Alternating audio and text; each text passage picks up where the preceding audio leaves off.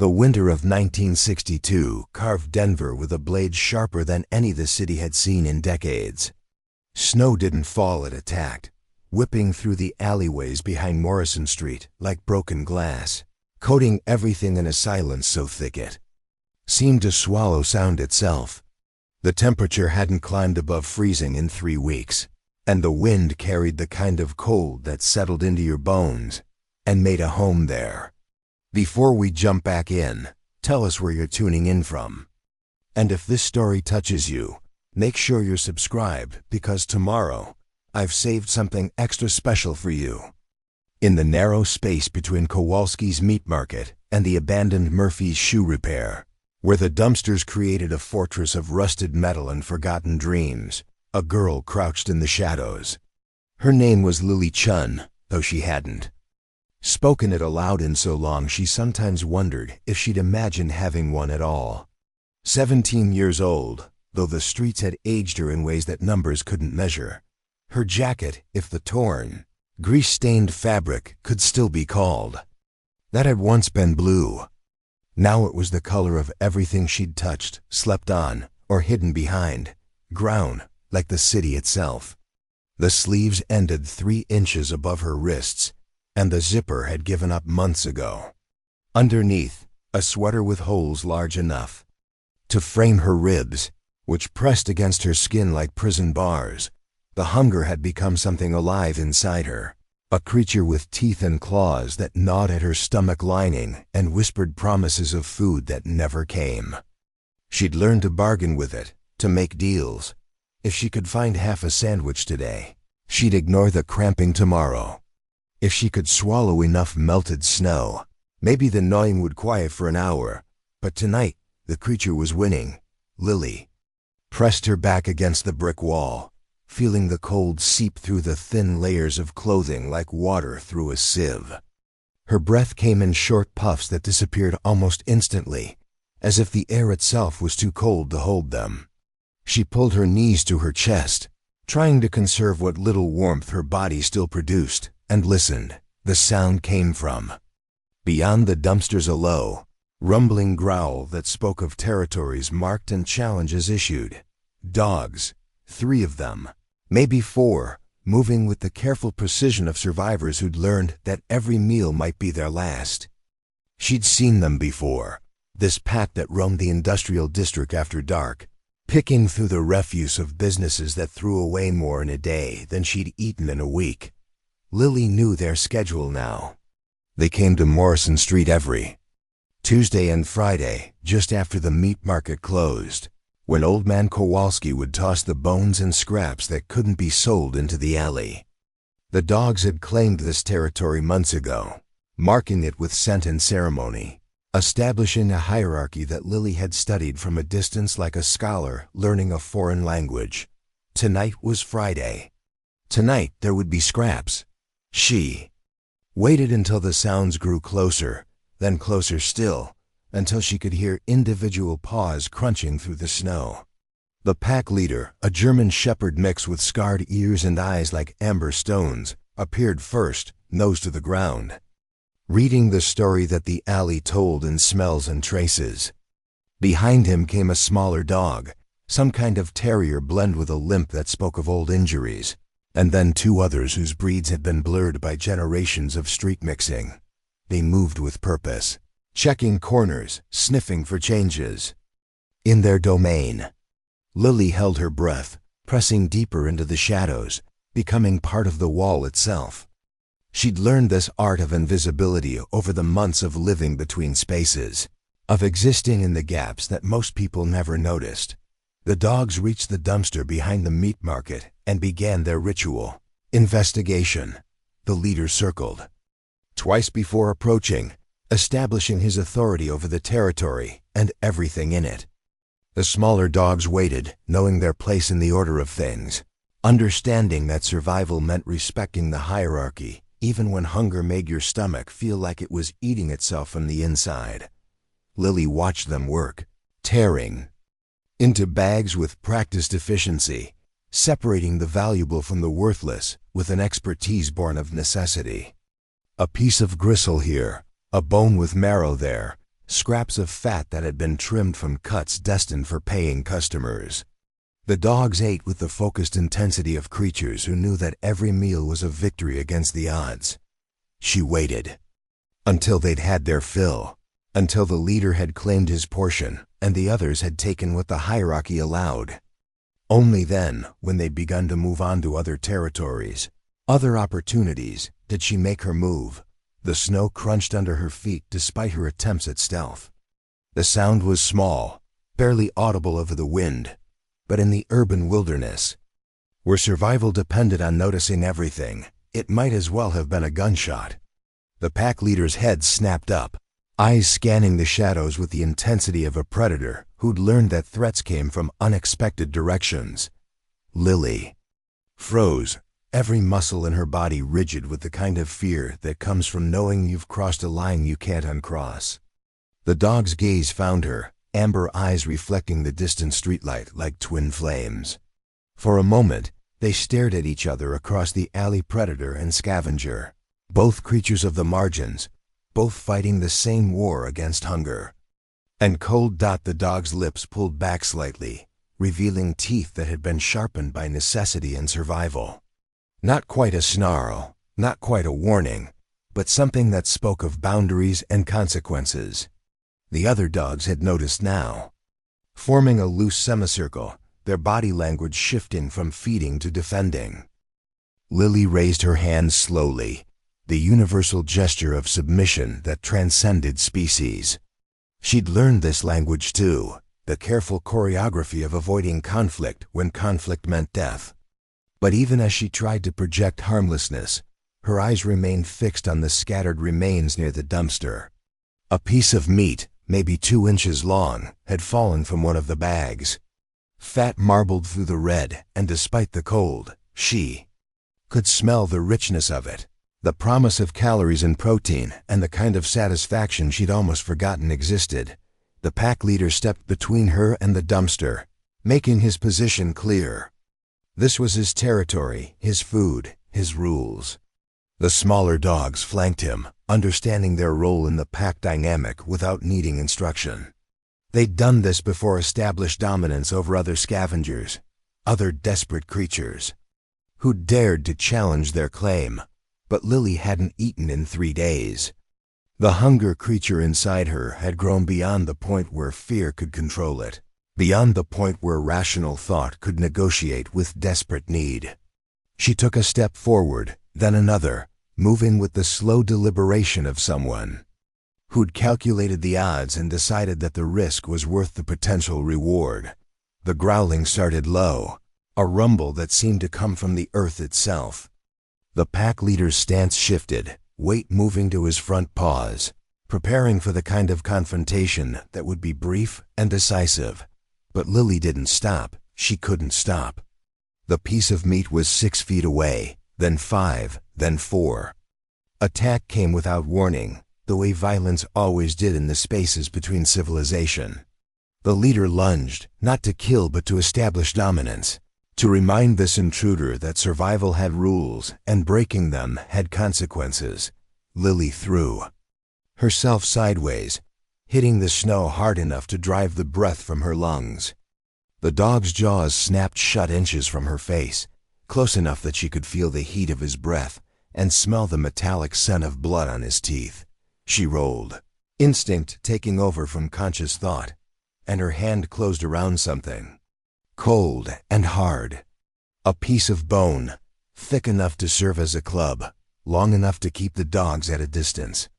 She swung it in a wide arc, not trying to hurt them, but to create space, to buy herself the seconds she needed to reach the meat.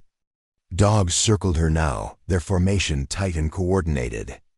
They'd done this before too, dealt with desperate humans who'd forgotten their place in the urban food chain. The leader feinted left, then right, testing her reflexes, looking for the opening that would end the confrontation quickly. Lily's world narrowed to the space between heartbeats, the distance between herself and the scrap of meat that represented the difference between surviving another day and becoming just another casualty of the streets. She feinted toward the smaller dog, then spun and dove for the dumpster, her fingers closing around the piece of fat marbled meat, just as teeth sank into the fabric of her jacket. The cloth tore with a sound like breaking promises, and she stumbled forward, clutching the meat to her chest like a talisman. The dogs pursued, but their formation had broken, their hierarchy disrupted by the unexpected desperation of their opponent. She scrambled up onto the dumpster's edge, then dropped down the other side, putting the metal barrier between herself and the pack. The meat was cold against her palm, slick with grease and snow. She bit into it without hesitation, tearing chunks with teeth that had learned to be efficient when opportunities were rare. The taste exploded across her tongue, salt and fat and the iron richness of blood, flavor so intense after days of emptiness that they made her dizzy. She chewed quickly, swallowing pieces that were too large, driven by the knowledge that the dogs were still out there, still hunting, still angry about the theft from their territory. The protein hit her system like a drug, sending warmth through her limbs and clarity to her thoughts. For the first time in days, the hunger creature quieted, satisfied enough to let her think beyond the immediate need for calories. She pressed her back against the dumpster and allowed herself a moment of victory, small and temporary though it might be. The dogs had moved on, their growls fading as they continued their patrol of the neighborhood. They'd remember this encounter, mark her as a threat to their territory, but for now, she was safe. She'd won this battle, claimed her share of the city's discarded abundance, proven that she could survive another day in the spaces between mercy and starvation. But even as she savored the taste of fat and meat, Lily knew that tomorrow would bring the same desperate calculation, the same choice between dignity and survival. The city was full of territories like this one, claimed by creatures who'd learned that sharing meant dying, that compassion was a luxury that only the well-fed could afford. She finished eating and wiped her hands on her jacket, leaving dark stains on fabric that had already absorbed the evidence of 100 similar victories and defeats. The snow continued to fall, each flake a tiny reminder that winter was far from over, that the hardest months still lay ahead. Lily pulled her jacket tighter around her shoulders and prepared to move on, to find another doorway, another alley, another space where she could wait out the night and begin the cycle again.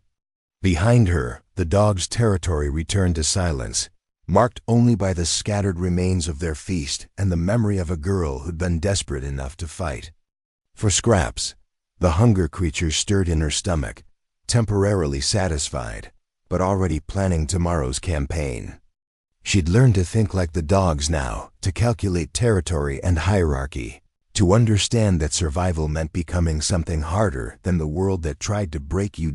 In the distance, a church bell chimed midnight, marking the end of another day in the long winter of 1962. Lily Chun counted the strikes and started walking, her footsteps joining the symphony of night sounds that belonged to those who lived in the margins, who found sustenance in the spaces between plenty and want. Preparing and narrating this story took us a lot of time, so if you are enjoying it, subscribe to our channel, it means a lot to us. Now back to the story.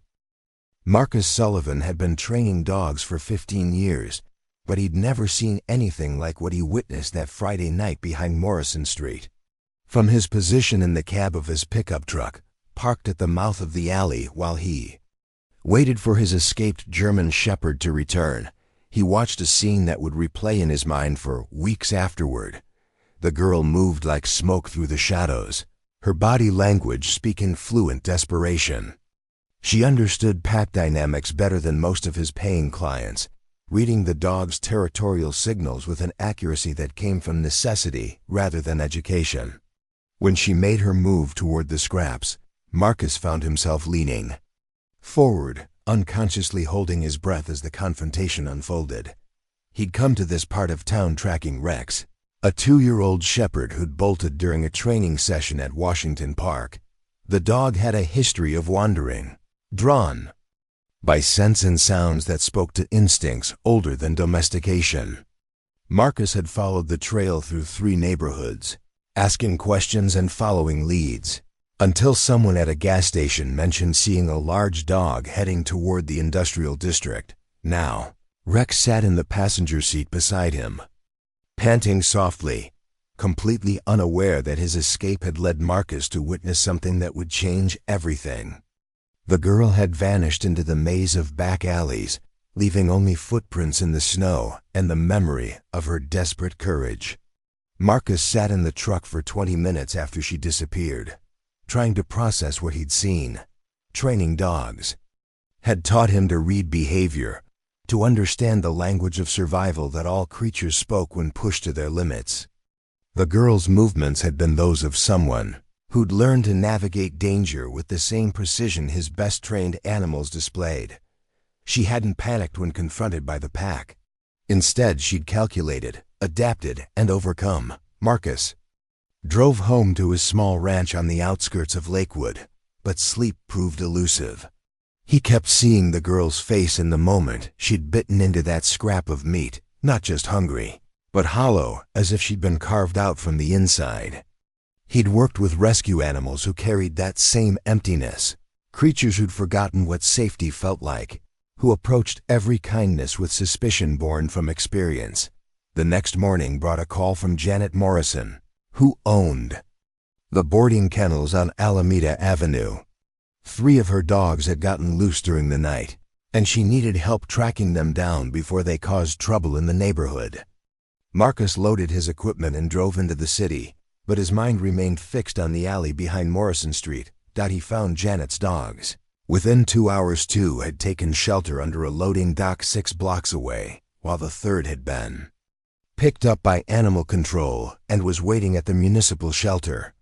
As he returned the last escapee to the kennels, Janet mentioned something that made his stomach tighten. "Strangest thing," she said, securing the gate behind the recovered Labrador. "Thompson from the meat market called this morning. Says he's been losing inventory from his dumpster. Not just animals getting into it, but someone systematically going through the bags. He's thinking about putting up cameras." Marcus nodded, keeping his expression neutral, but his mind was racing. The girl was still out there, still fighting for scraps, still calculating the odds between starvation and confrontation every time she needed to eat. The thought of her being caught on camera, possibly arrested for scavenging, made something twist in his chest. He spent the afternoon at his ranch, working with a border collie whose owners wanted to train it for sheep herding. The dog was intelligent, eager to please, quick to learn the commands that would give structure to its natural instincts. But even as Marcus guided the animal through its paces, part of his attention remained focused on a problem that had nothing to do with training. The ranch sat on 12 acres of rolling prairie, surrounded by neighbors who kept horses and raised cattle on a small scale. Marcus had built it slowly over the years, starting with a modest house and expanding as his reputation grew. The kennels were state-of-the-art, designed for comfort and safety. The training fields provided space for dogs to run and learn without the constraints of city living. He'd never wanted for much. The business provided enough income to maintain the property and keep food on the table. He lived alone by choice, finding companionship in the animals he worked with and satisfaction in the progress they made under his guidance. But tonight, standing in his warm kitchen and preparing dinner for himself and the dogs, he couldn't shake the image of someone fighting for scraps in an alley. Marcus had grown up in foster care, moving between homes that ranged from indifferent to cruel. He understood hunger, not just the physical sensation, but the way it changed your thinking, made you consider options that would have been unthinkable when your stomach was full. He'd learned early that kindness was rare and usually came with conditions. That survival meant developing instincts that civilization tried to train out of people. The dogs had saved him, in a way. His first real foster family had owned a kennel, and Marcus had discovered that animals responded to authenticity in ways that humans often didn't. Dogs didn't care about your past or your potential. They cared about consistency, fairness, and the kind of patient communication that built trust rather than demanded it. He'd started training professionally at 22, working for other people's businesses before eventually saving enough to buy his own land. The work satisfied something deep in him, the process of taking creatures who'd been shaped by fear or confusion and helping them find structure, purpose, confidence. But he'd never encountered a human who needed the same kind of patient rehabilitation. Sunday. Morning brought snow again, lighter this time but persistent enough to cover the tracks from the previous night's adventures. Marcus fed the dogs in his care, checked the heating systems in the kennels, and tried to convince himself that going back to Morrison Street was a waste of time. The girl could be anywhere in the city by now. She might not even return to that particular territory. The dogs could have established new patterns, found different food sources, but by afternoon, he was loading a thermos of coffee and a bag of sandwiches into his truck. The alley looked different, in daylight smaller, more ordinary, less like the stage for survival dramas, and more like the forgotten space behind businesses that closed at 5 o'clock. The dumpsters that had seemed like fortress walls in the darkness now revealed themselves as simple containers, dented and stained but unremarkable. The snow had covered most of the evidence from Friday night's encounter, leaving only smooth, white surfaces that told no stories. Marcus parked where he'd been before and waited. He wasn't sure what he expected to accomplish, wasn't even certain the girl would return. But something about the precision of her movements, the calculated way she'd approached the confrontation with the pack, suggested someone who operated on patterns, who'd learned to find safety in routine, even when that routine involved risk.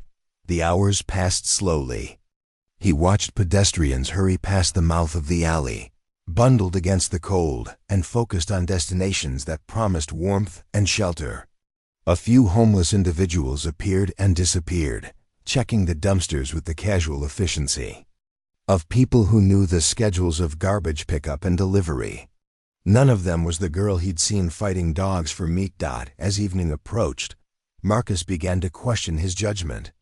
The rational part of his mind pointed out that he was sitting in an alley in the industrial district, waiting for someone who might not exist in the way he remembered. Memory could be unreliable, especially memory of dramatic events witnessed in poor lighting. Maybe the girl had been older than he thought, or younger, or hadn't been fighting dogs at all but simply scavenging in parallel with them. Then he heard the growling. The pack appeared at the far end of the alley, moving with the same territorial confidence he remembered from Friday night. 4 dogs this time, the German Shepherd mix still in the lead, the others following in an order that spoke of established hierarchy. They moved through their ritual investigation with practiced efficiency, checking corners and reading scent markers that told them who'd been in their territory. And when Marcus watched them approach the meat market's dumpster, noting the way they communicated through body language and positioning, the leader's ears swiveled constantly, monitoring for threats or opportunities. The smaller dogs maintained respectful distances while staying close enough to respond to signals. They'd learned to work as a unit, maximizing their chances of survival. Through cooperation, the girl appeared 20 minutes later, materializing from shadows that Marcus would have sworn were empty moments before. She wore the same torn jacket, the same careful posture of someone who'd learned to move without drawing attention. But tonight she carried something in her left hand, a length of pipe or metal rod that caught the streetlight as she shifted position. She'd adapted her strategy based on the previous encounter, armed herself with a tool that would give her better odds in a confrontation. Marcus found himself impressed despite the circumstances. The girl was learning, evolving her tactics based on experience. She approached survival the way his best students approached training, with intelligence, patience, and the willingness to modify behavior based on results. The confrontation unfolded differently this time. The dogs had learned too, recognizing her scent and remembering the challenge she'd posed to their authority. They formed their defensive formation more quickly, communicating through subtle signals that spoke of shared memory and coordinated response. But the girl had anticipated this. She approached from a different angle, using the geometry of the alley to limit the pack's ability to surround her. What followed was a careful dance of threat and counter-threat, advance and retreat. The girl wasn't trying to dominate the pack. She understood that was impossible. Instead, she was negotiating, using body language and positioning to communicate that she posed no permanent threat to their territory, that she simply needed access to resources they weren't using. Marcus watched her back down when the pack leader asserted dominance, then advance again when his attention shifted to maintaining order among the other dogs. She was reading the dynamics in real time, adjusting her behavior based on the pack's responses. When she finally made her move toward the scattered scraps, it was with the precision of someone who'd calculated every variable. The dogs allowed it, not because they'd accepted her as part of their pack, but because she'd demonstrated that she understood the rules, that she could operate within their system without disrupting it. She took only what she needed, leaving the majority of the available food for the pack. It was a tribute system, a way of maintaining access to the territory without claiming ownership of it. Marcus sat in his truck, watching this negotiation between species, and realized he was witnessing something remarkable. The girl had developed a working relationship with wild animals based on mutual respect and clear communication. She'd found a way to survive that didn't depend on charity or institutions or the variable kindness of humans. She'd created her own solution to an impossible problem. But even as he admired her resourcefulness, Marcus could see the cost it was taking. She moved with the careful precision of someone in constant pain, favoring her left side in a way that suggested injury or chronic hunger. Her face, when it caught the light, showed the hollow-cheeked gauntness of malnutrition. She was surviving, but barely, and winter was far from over. As she prepared to leave the alley, clutching her small victory against the cold, Marcus made a decision that would change both their lives. He opened the truck door and stepped into the snow, moving slowly and keeping his hands visible. The girl spun toward him, every muscle tensing for flight, the metal rod rising to defensive position. "Easy," Marcus said, his voice carrying the same calm authority he used with frightened animals. "I'm not here to hurt you. I'm here to help." The metal rod trembled in Lily's grip, reflecting the streetlight in fractured patterns across the snow. She calculated distances with the speed of someone who'd learned that hesitation meant death. 15 feet to the alley's mouth, 20 to the fire escape ladder on the building side, 30 to the maze of loading docks where she could disappear. Into shadows the stranger couldn't navigate. Marcus remained motionless, recognizing the signs of an animal preparing for flight. Every line of the girl's body spoke of coiled energy ready to explode into motion. Her breathing had shifted to the shallow, rapid rhythm that preceded either fight or flight, and her eyes darted between his face and the escape routes she'd already mapped. "My name is Marcus," he said, keeping his voice low and steady. "I train dogs for a living. I've been watching you work with that pack, and I've never seen anything like it." The compliment didn't relax her. If anything, it made her more suspicious. Lily had learned that praise from strangers usually came with hooks attached, that admiration was often the first step in someone's attempt to extract something from you. She shifted her weight to the balls of her feet, preparing to run. "You understand them," Marcus continued, ignoring the way she flinched at his words. "The way you read their signals, the way you negotiated for access to their territory, that's not something you can teach. That's instinct. What do you want?" The words came out as a rasp, her voice damaged by cold and disuse. She hadn't spoken to another human being in weeks, and the sound of her own voice seemed foreign in the winter air. Marcus slowly reached into his jacket pocket, moving with the deliberate care of someone approaching a wounded animal. Lily's grip tightened on the way. Metal rod, but she didn't flee. Something in his posture, the absence of aggression, the respectful distance he maintained spoke a language She'd learned to trust more than words.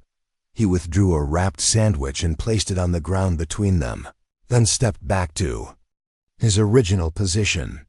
"I want to offer you something better than fighting dogs for scraps." Lily stared at the sandwich as if it might transform into something dangerous. Food offered freely was rare in her world, and rarity bred suspicion. She'd learned to examine gifts for hidden costs, to calculate what the giver might expect in return. The sandwich sat in the snow like a test, waiting for her to reveal whether hunger could override caution. "There's no catch," Marcus said, reading her hesitation. "You're hungry. I have food. That's the beginning and end of it." But nothing was ever that simple, and Lily knew it. She studied his face in the dim light, looking for the telltale signs of predators she'd learned to recognize: the too bright smile, the calculating eyes, the body language that spoke of ownership rather than offering. Marcus displayed none of these markers. His stance remained open, non-threatening, his hands visible and empty now that he'd delivered the sandwich. "I saw what you did with those dogs," he said after the silence stretched between them. "You didn't try to dominate them or drive them away. You found a way to coexist, to work within their system.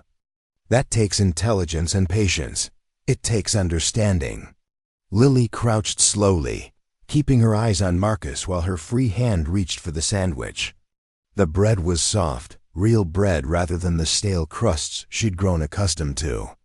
Through the wrapping, she could feel the thickness of meat and cheese, layers of nutrition that represented more calories than she'd consumed in the past 3 days combined.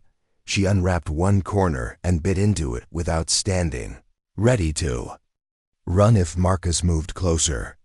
The flavors hit her system like a shock ham and Swiss cheese, lettuce and tomato, mustard that carried a sharpness her dulled taste buds had forgotten existed. She chewed slowly, forcing herself not to devour the sandwich in desperate gulps. That might make her sick. "I run a training facility outside the city," Marcus said, watching her eat. "Dogs come to me when their owners can't handle them anymore, when they've developed behaviors that make them difficult to live with. I teach them to trust again, to function in the human world without losing what makes them who they are." Lily paused in her chewing, studying him with new wariness.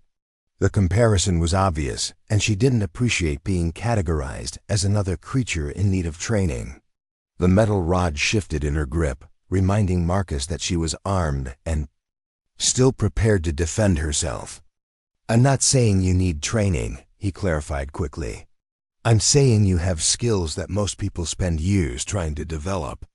You understand animal behavior better than clients who pay me hundreds of dollars for sessions.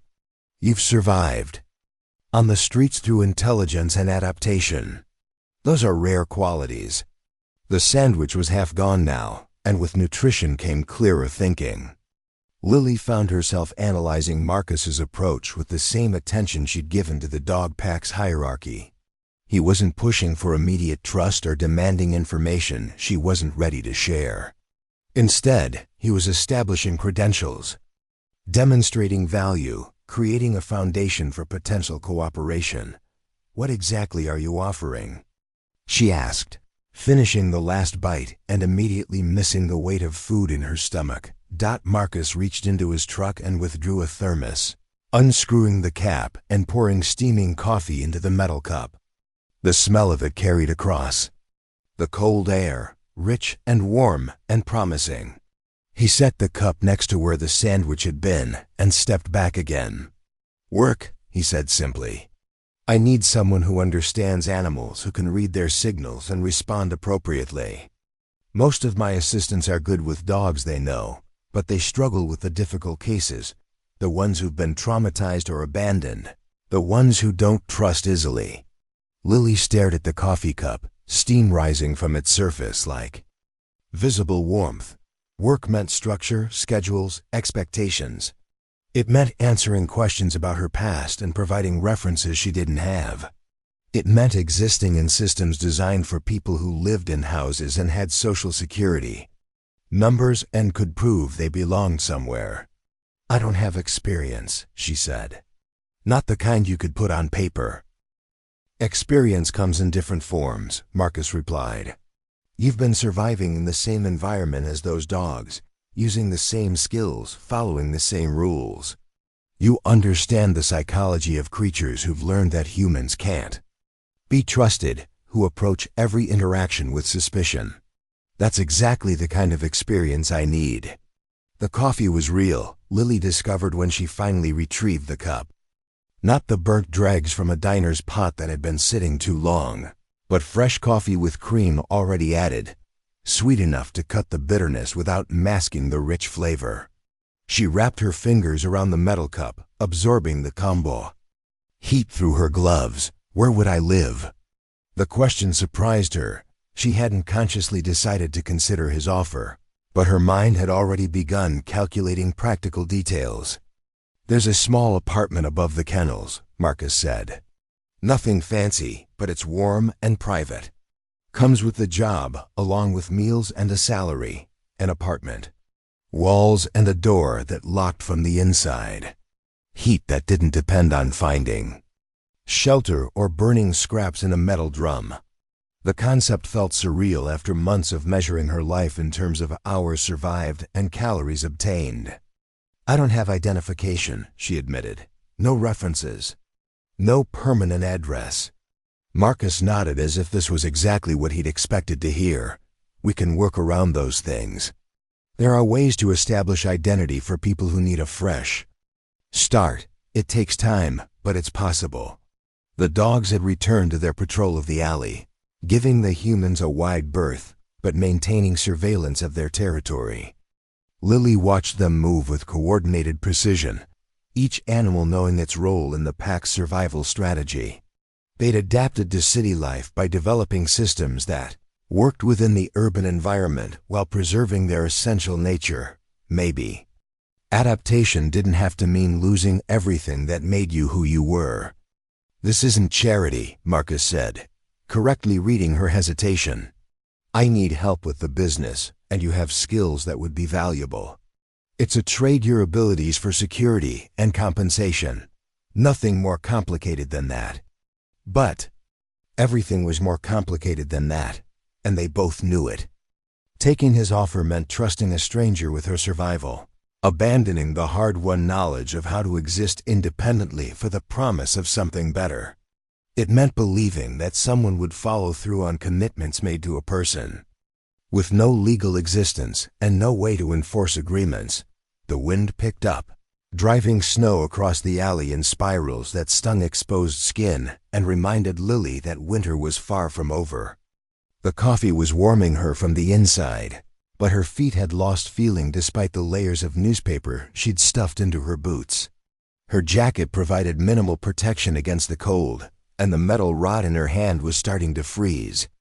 To her glove, "How do I know you're telling the truth?" she asked. Marcus pulled out his wallet and extracted a business card, placing it next to the empty coffee cup. Sullivan Dog Training. You can call the number, check references, verify that I am who I say I am.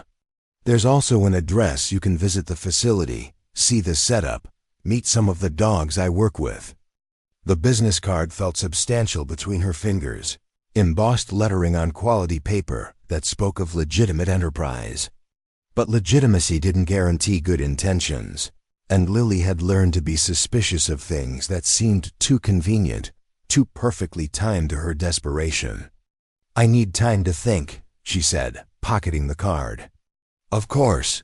Marcus returned to his truck but didn't start the engine. I'll be here tomorrow night, same time. If you decide you're interested, we can talk more. If not, no harm done. Lily watched him drive away, his taillights disappearing around the corner and leaving her alone with the dogs and the decision that could change everything. The pack had resumed their investigation of the dumpster, their brief tolerance of human presence giving way to the serious business of survival. She understood their position perfectly. Territory was safety, routine was survival, and change even. Change that promised improvement carried risks that could prove fatal. The pack had found a system that worked, a way of existing that met their basic needs without requiring trust in anything beyond their own abilities.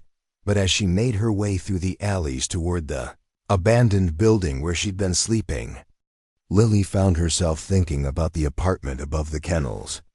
She imagined walls that blocked the wind, a door that locked, a bed that didn't require constant vigilance. She thought about regular meals and work that used skills she developed rather than simply demanding endurance. The business card remained in her pocket throughout the night, a small rectangle of possibility that she touched repeatedly to confirm it was real. By morning, she'd made her decision. She would visit the ranch during daylight hours, when she could see clearly and escape easily if necessary. She would evaluate Marcus's claims, test his offer for hidden conditions, determine whether he was truly offering partnership or simply dressed-up charity. But even as she planned her reconnaissance, Lily felt something she hadn't experienced in months, a fragile kernel of hope that maybe, just maybe, there was another way to survive than fighting dogs for scraps in frozen alleys. The decision made, she spent the day preparing. She found a mirror in the bathroom of a gas station and attempted to make herself presentable, washing her face and hands with paper towels and cold water. She combed her hair with her fingers and tried to assess what Marcus would see when he looked at her, not the desperate scavenger from the alley, but someone capable of learning, of contributing, of deserving a chance. The face in the mirror looked older than 17, marked by months of hardship and decisions no teenager should have to make. But it also looked determined, intelligent, surviving. Maybe that would be enough. The Sullivan Dog Training Facility sprawled across the Colorado prairie, like something from a different world than the concrete maze Lily had called home for months. She approached it on foot from the highway, having hitchhiked 23 miles in the back of a farmer's pickup truck, whose driver asked no questions about her destination or circumstances. The ranch sat behind a simple wooden fence, clean lines and honest construction that spoke of permanence without pretension. Lily crouched behind a cluster of cottonwood trees at the property's edge, studying the layout with the same tactical attention she'd learned to apply to urban territories. The main house was modest but well-maintained, its windows reflecting the afternoon sun in geometric patterns of light and shadow. Behind it, a series of connected buildings formed the kennel complex, long, low structures designed for function. Rather than aesthetics, dogs moved in outdoor runs attached to each building, their behavior ranging from the relaxed contentment of well-cared-for animals to the nervous energy of newcomers, still adjusting to their environment. Even at a distance, Lily could read the subtle differences in their postures, the way some lounged in the sun while others paced the fence lines or watched the horizon with the alertness of creatures who hadn't yet learned to trust their safety.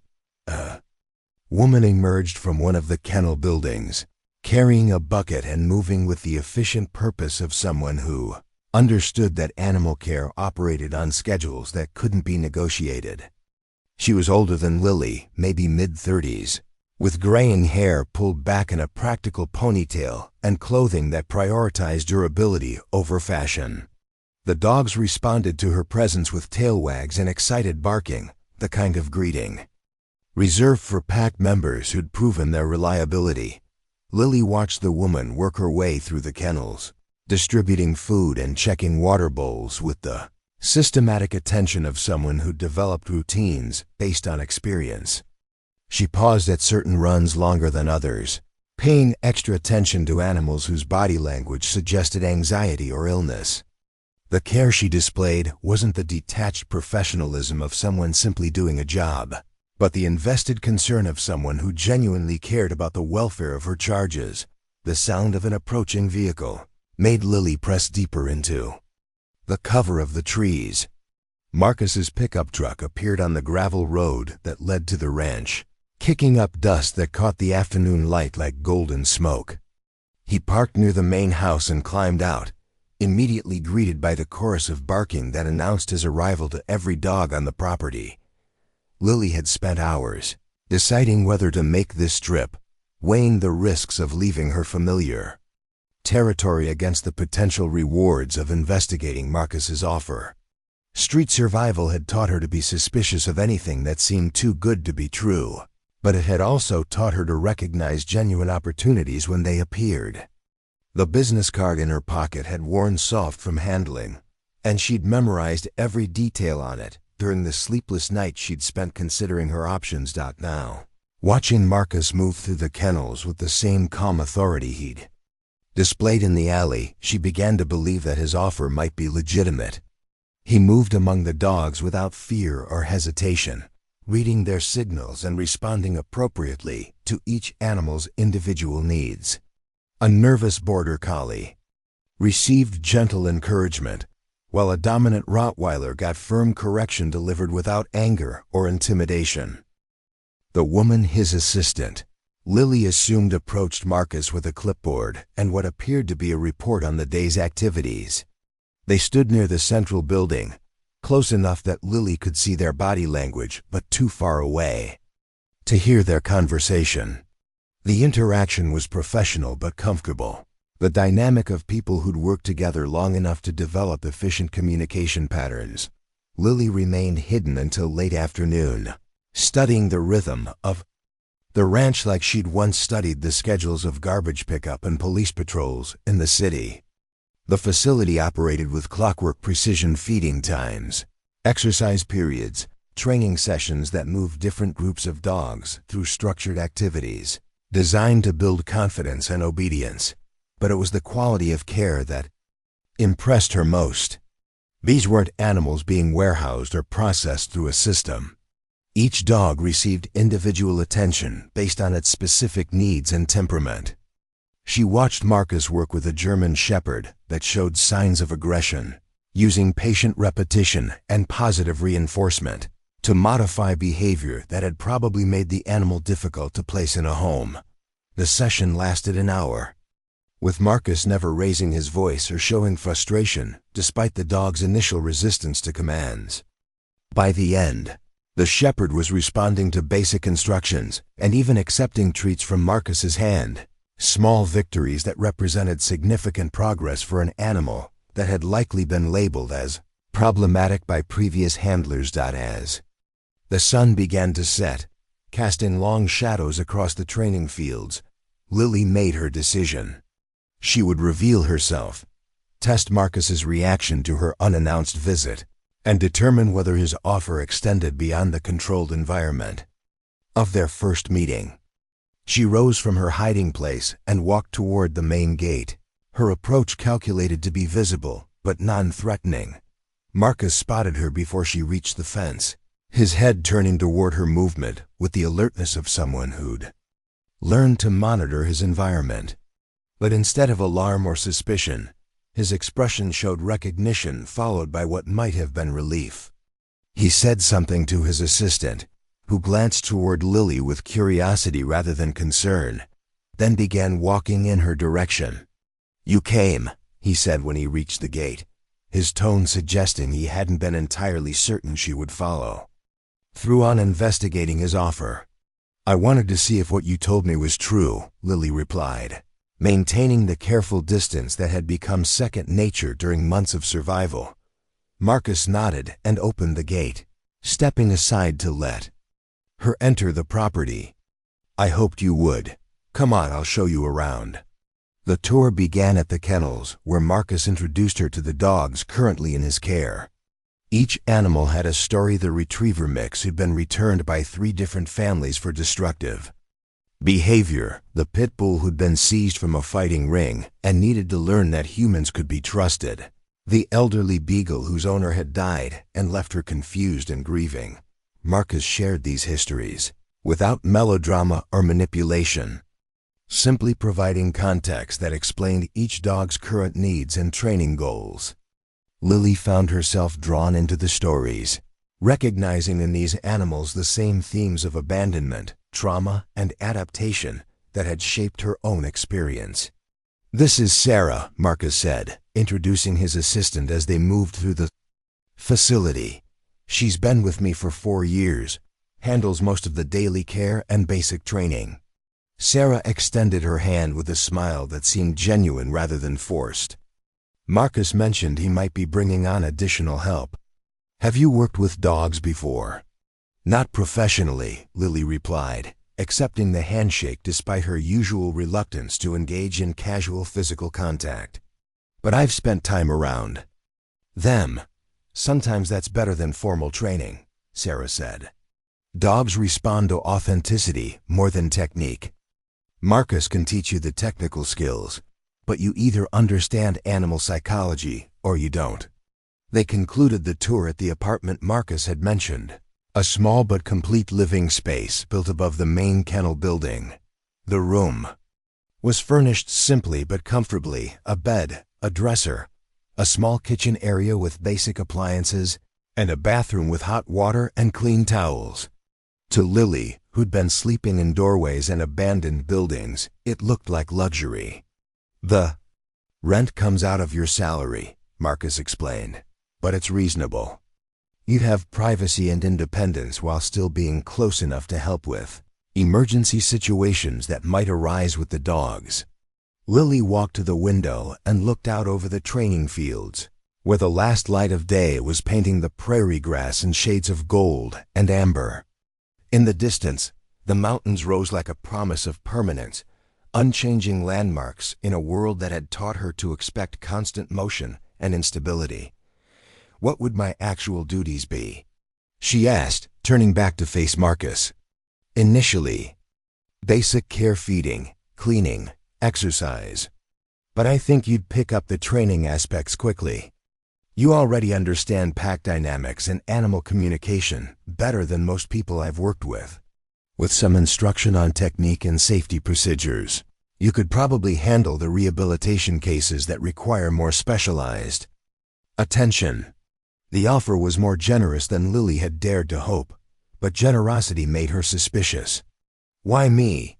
You could hire someone with experience, someone with references and credentials. Marcus leaned against the doorframe, considering his answer carefully. Because experience isn't the same as understanding. I've worked with plenty of people who knew the technical aspects of dog training but couldn't connect with animals who'd been damaged by their interactions with humans.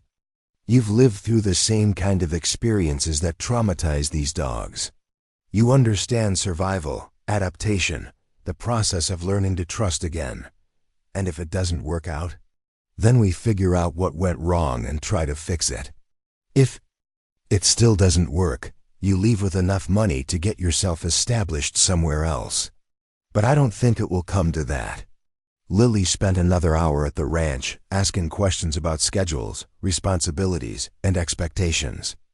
Marcus answered everything directly, without the evasiveness that would have triggered her suspicion. Sarah added practical details about the daily routine, the quirks of individual dogs, and the rhythm of life at the facility. As they talked, Lily found herself relaxing in ways she'd almost forgotten were possible.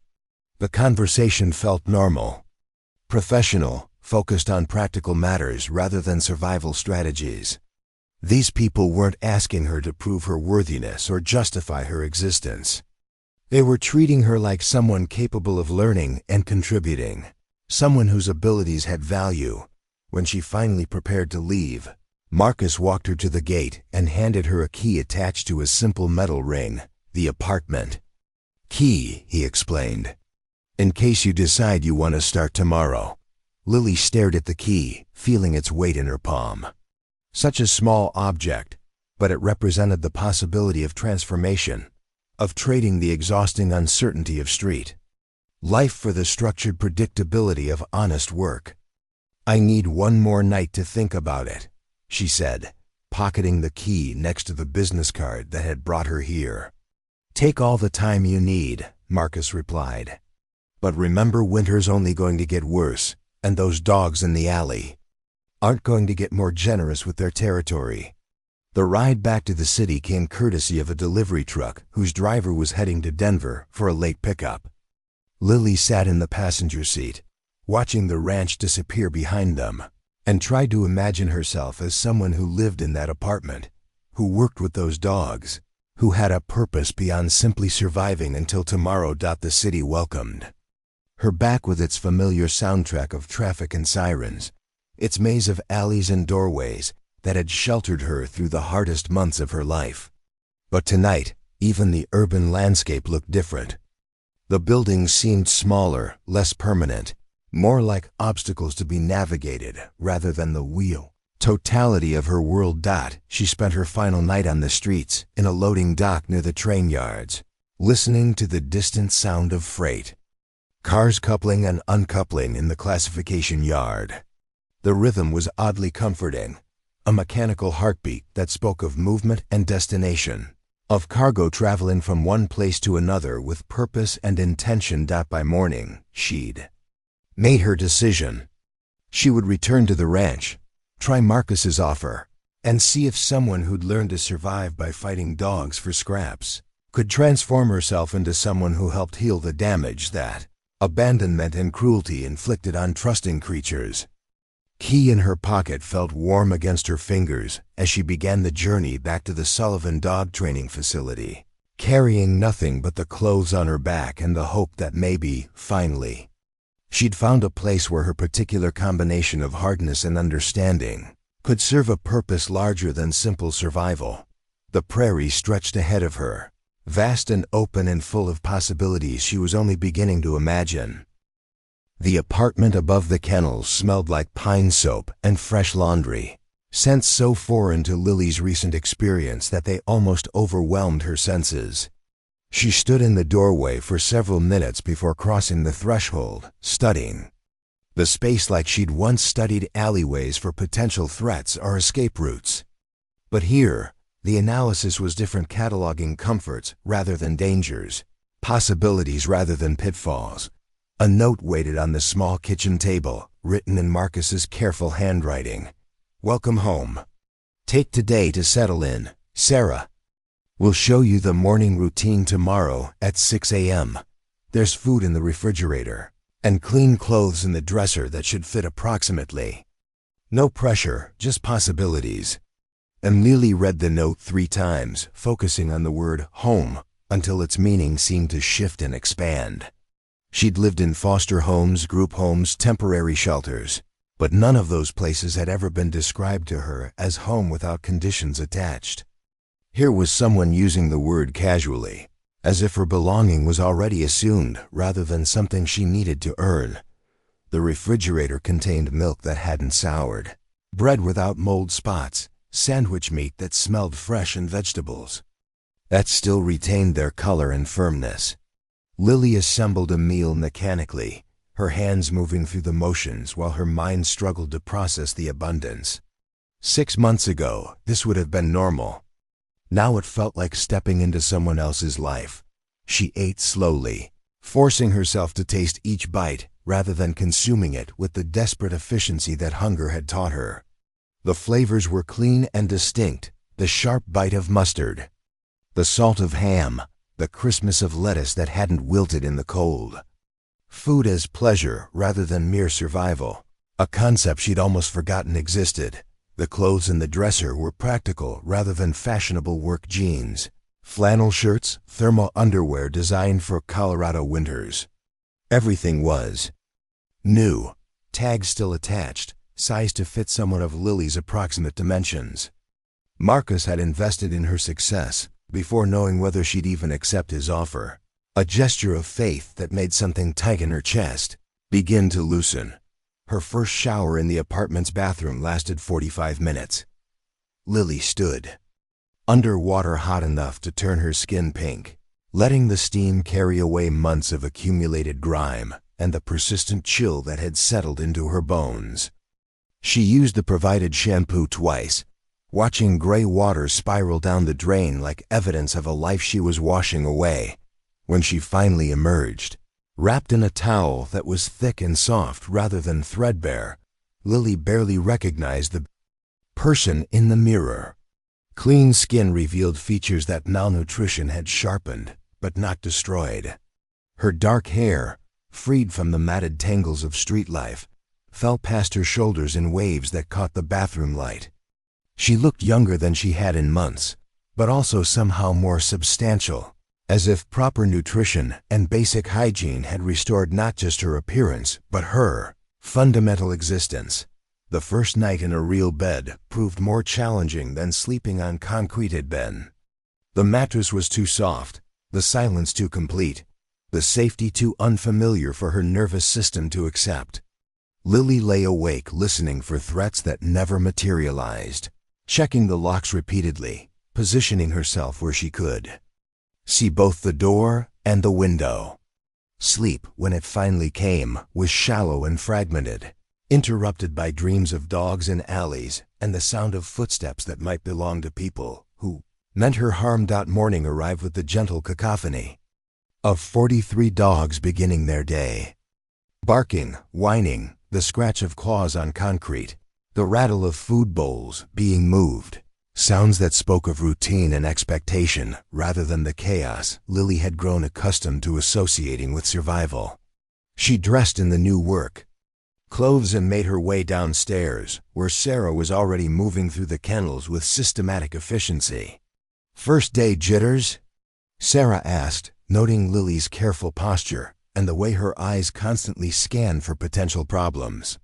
"Something like that," Lily replied, accepting the clipboard Sarah handed her. "Normal reaction.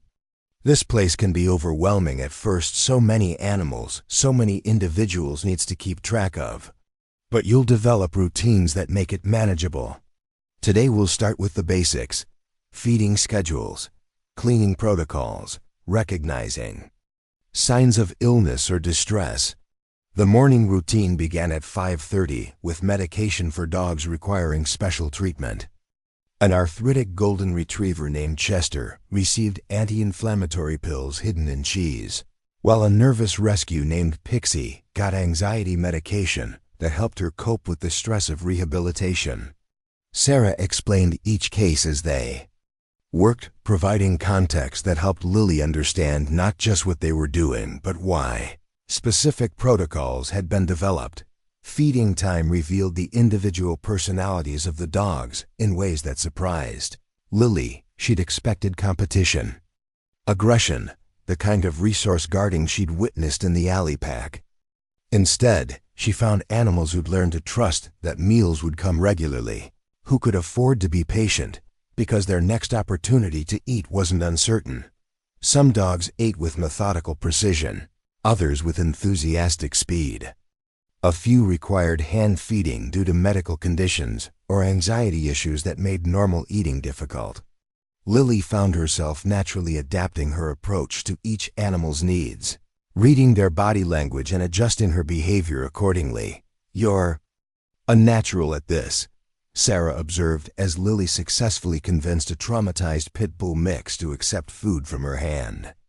"Most new people try to force interactions, but you're letting the dogs set the pace." Lily watched the pit bull king, according to his kennel card, retreat to the back of his run with his food bowl. He's been hurt by people before. Pushing him would just confirm that humans can't be trusted. Exactly. King came from a fighting ring where kindness was used as a weapon. Handlers would act gentle to lower the dog's guard, then hurt them when they relaxed. He's learning that genuine kindness exists, but it's a slow process. The parallel wasn't lost on Lily. She developed similar defenses, learned to be suspicious of unexpected generosity, to assume that kindness came with hidden costs. Watching King eat in careful isolation, she recognized the posture of someone who'd learned that survival meant never fully trusting the safety of any situation. The cleaning routine that followed feeding was physically demanding but oddly satisfying.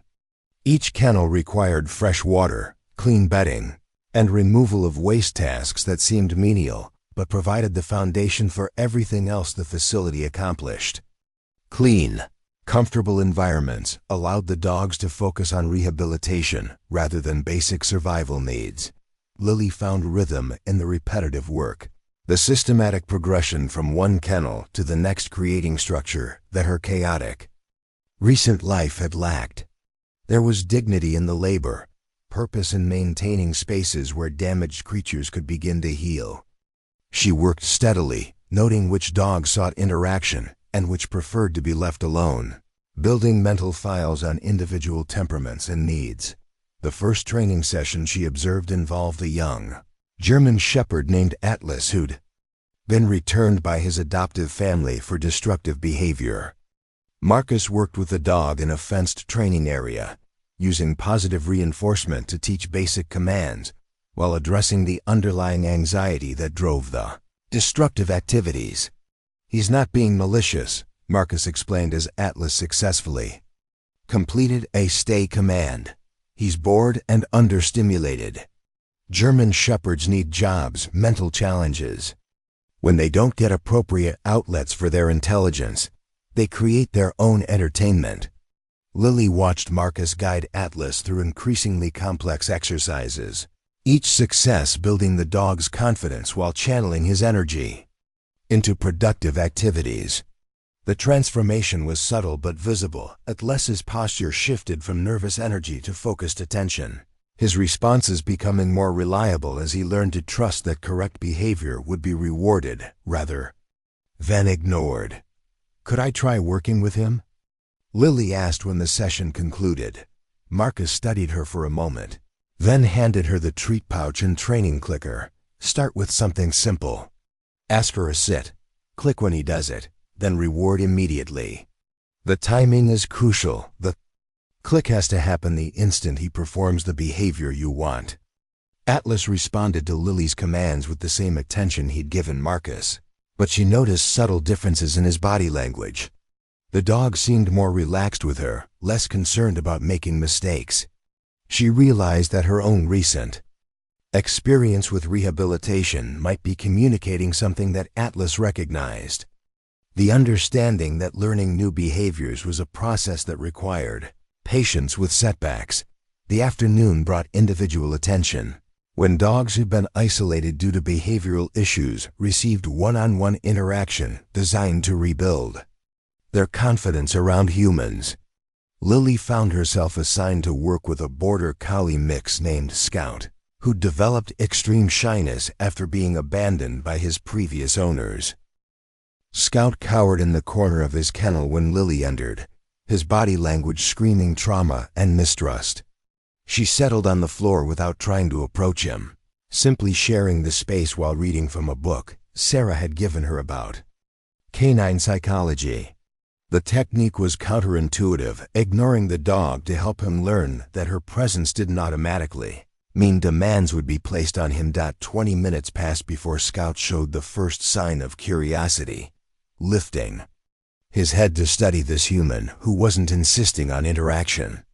Lily continued reading aloud, her voice creating a calm soundtrack that gradually convinced Scout she posed no immediate threat. By the end of the hour, he'd moved close enough to sniff her boots, the first voluntary approach he'd made toward a human in weeks. "Breakthrough," Sarah said when Lily reported the progress. "Scout's been here 6 weeks, and that's the most engagement he's shown with anyone. Whatever you're doing, keep doing it."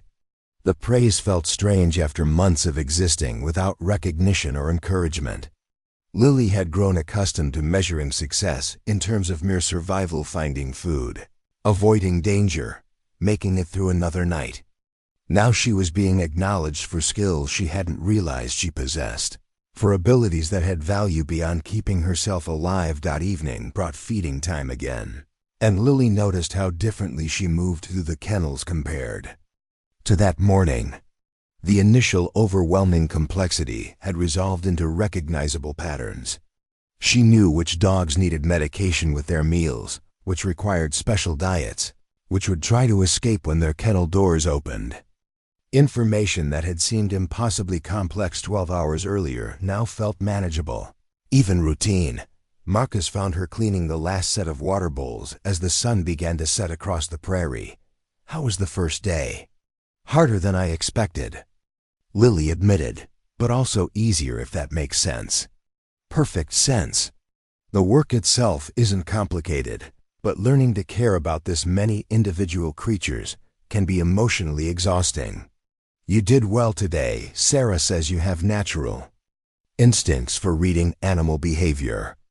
Lily set down the water bowl she'd been scrubbing and looked out across the kennel runs, where dogs were settling into their evening routines.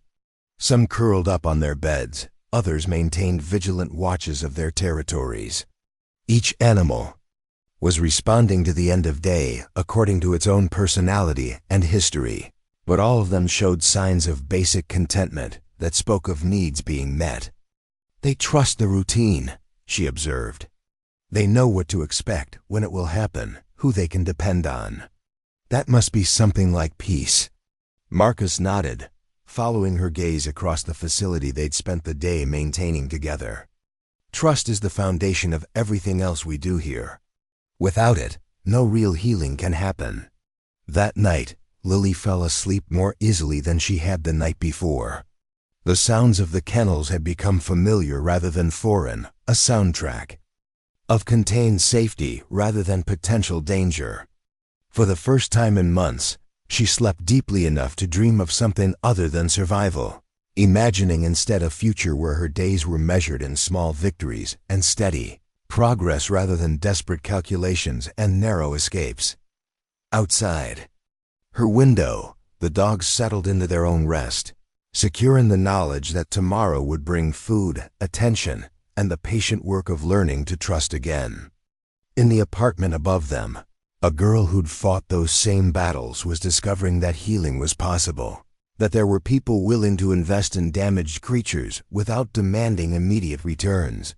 The transformation had begun, as quiet and gradual as the trust that made it possible. 3 weeks into her new life at the Sullivan Dog Training Facility, Lily had developed a confidence that surprised even her. The morning routines had become second nature, the precise timing of medications, the individual quirks of 43 different personalities, the subtle signs that indicated when an animal was having a good day or struggling with old traumas. She moved through the kennels with purpose now, no longer the hesitant newcomer who'd arrived with nothing but street wisdom and desperate hope. But it was precisely this growing sense of security that made the crisis, when it came, feel like a betrayal of everything she'd begun to believe about her new world. The trouble started with a phone call at 7 in the morning, while Lily was preparing breakfast for the diabetic beagle in Kennel 12.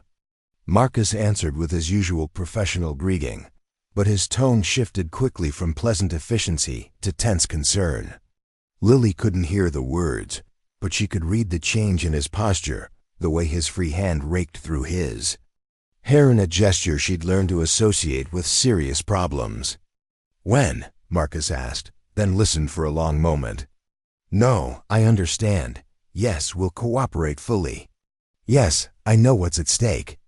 He hung up and stood motionless for several seconds, staring at the phone as if it might ring again with better news. When he finally looked up, his expression carried the weight of someone who'd just received information that would change everything. "Sarah, Lily," he called, his voice carrying across the kennel complex with unusual urgency. "I need you both here, now." They gathered in the small office attached to the main kennel building, a cramped space filled with filing cabinets, training schedules, and veterinary records that documented the rehabilitation progress of every animal in their care. Marcus closed the door, an unusual action that immediately heightened the tension in the room. "That was animal control," he began without preamble. "There's been a complaint filed against the facility. Someone is claiming we're operating without proper licenses, that we're mistreating animals, that we're running an illegal breeding operation." The words hit Lily like a physical blow. She'd been in the system long enough to know how quickly accusations could unravel carefully constructed lives, how institutions that claimed to protect could become instruments of destruction when bureaucracy aligned with malicious intent. "Who filed the complaint?" Sarah asked, her voice steady despite the obvious concern in her eyes. "They wouldn't say over the phone, but I can guess. Robert Hartley's been trying to buy this land for 2 years. He wants to develop it into a shopping complex, and I've refused every offer he's made. This feels like his way of forcing a sale." Lily had heard Hartley's name before, usually in contexts that involved money, political influence, and a willingness to use whatever leverage was necessary to achieve his goals. He owned half the commercial real estate in Jefferson County and had a reputation for making problems disappear for people who were willing to sell to him at below-market prices. "What happens now?" Lily asked, though she suspected she already knew the answer. "Full inspection tomorrow morning," Marcus replied. "They'll examine every aspect of our operation licenses, health records, facility conditions, financial records. If they find any violations, even minor ones, they can shut us down immediately and seize the animals." The thought of the dogs being taken away, scattered to different shelters or worse, made Lily's stomach clench with familiar anxiety. These animals had finally found safety, had begun to trust again, had started the slow process of healing from whatever traumas had brought them here. The idea of disrupting that progress because of political maneuvering felt like a particular kind of cruelty. "Are we actually in compliance?" she asked. Marcus nodded, but his confidence seemed forced. "Our licenses are current, health records are up to date, facilities meet all state requirements. But inspectors can be creative when they want to find problems. A water bowl that's slightly dirty, a kennel that's 1 inch smaller than regulation, paperwork filed a day late, any of those things can become violations if someone wants them to be." They spent the rest of the day in frantic preparation, scrubbing every surface until it gleamed, organizing paperwork into meticulous order, double-checking that every animal's documentation was complete and accurate. Lily found herself working with desperate efficiency, driven by the knowledge that failure could mean losing not just her job, but the sense of purpose and belonging she discovered here. The dogs seemed to sense the tension in their human caretakers. Animals who normally greeted the staff with enthusiastic barking remained subdued, watching with the alertness of creatures who'd learned that human stress often preceded disruptions in their world. Even the most social dogs kept to the backs of their kennels, waiting to see what changes the day would bring. As evening approached, Marcus gathered the staff again, this time including Janet Morrison, the part-time trainer who came in 3 days a week to work with the more challenging behavioral cases. The group huddled around the office desk like conspirators planning a resistance.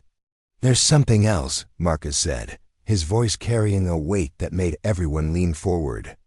"The inspection isn't just about licensing violations. If they shut us down, these dogs don't just go to other facilities. Hartley has connections with animal control.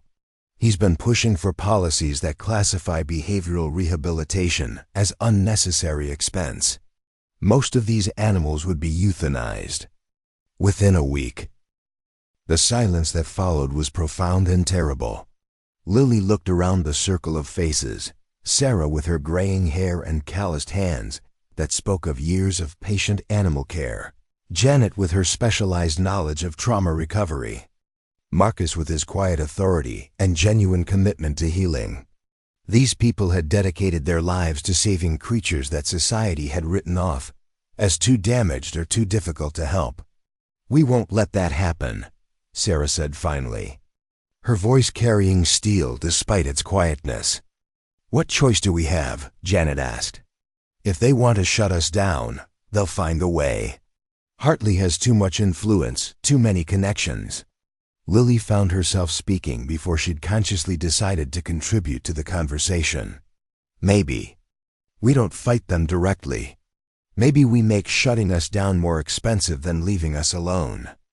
The others turned to look at her, and Lily felt the familiar flutter of anxiety that came with being the center of attention. But months of street survival had taught her to think tactically, to find advantages in situations that seemed hopeless. "Hartley's power comes from operating in shadows," she continued, her confidence growing as the plan formed in her mind. "He files complaints through intermediaries, works behind the scenes, makes problems disappear quietly. What if we made this inspection very public? What if we invited every news outlet in Denver to come watch animal control shut down a facility that's successfully rehabilitating damaged animals. Marcus's eyes lit up with the first hope she'd seen in him all day. Media pressure. Make it politically costly for them to follow through on obviously trumped-up charges. Exactly. And not just the media. What about all the families who've adopted dogs from here? What about the veterinarians who refer cases to us? What about the other rescue organizations who support what we do? Sarah was already reaching for the phone. I know a reporter at Channel 7 who did a story on animal welfare last year. She'd be interested in a story about a developer using animal control as a weapon against a legitimate rescue operation. The next few hours blurred together in a frenzy of phone calls, emails, and strategic planning. They contacted every media outlet within 50 miles, reached out to adoption families, alerted veterinary clinics that referred cases to the facility. The story they told was simple and compelling. Successful animal rehabilitation program was being targeted for closure by a powerful developer who wanted their land for commercial development. The response exceeded their wildest expectations. By midnight, they'd received commitments from 3 television stations, 2 newspapers, and a radio talk show host who specialized in exposing corporate malfeasance. Former clients began posting testimonials on social media, sharing photos of dogs who'd been saved from euthanasia and successfully integrated into loving families. Dr. Elizabeth Romano, the veterinarian who'd been referring cases to Sullivan Dog Training for 3 years, called personally to offer her support. I've been looking for an excuse to go public about Hartley's influence on animal control policies, she said. This gives me the perfect platform. I'll be there tomorrow morning with documentation of every case I've referred to you in there. Successful outcomes. Lily worked through the night, helping Marcus and Sarah prepare presentation materials that would demonstrate the facility's success rate, the quality of care provided, and the positive impact on both animals and families. But even as she focused on the practical tasks, part of her mind remained fixed on a deeper concern. This was exactly the kind of attention she'd spent months trying to avoid.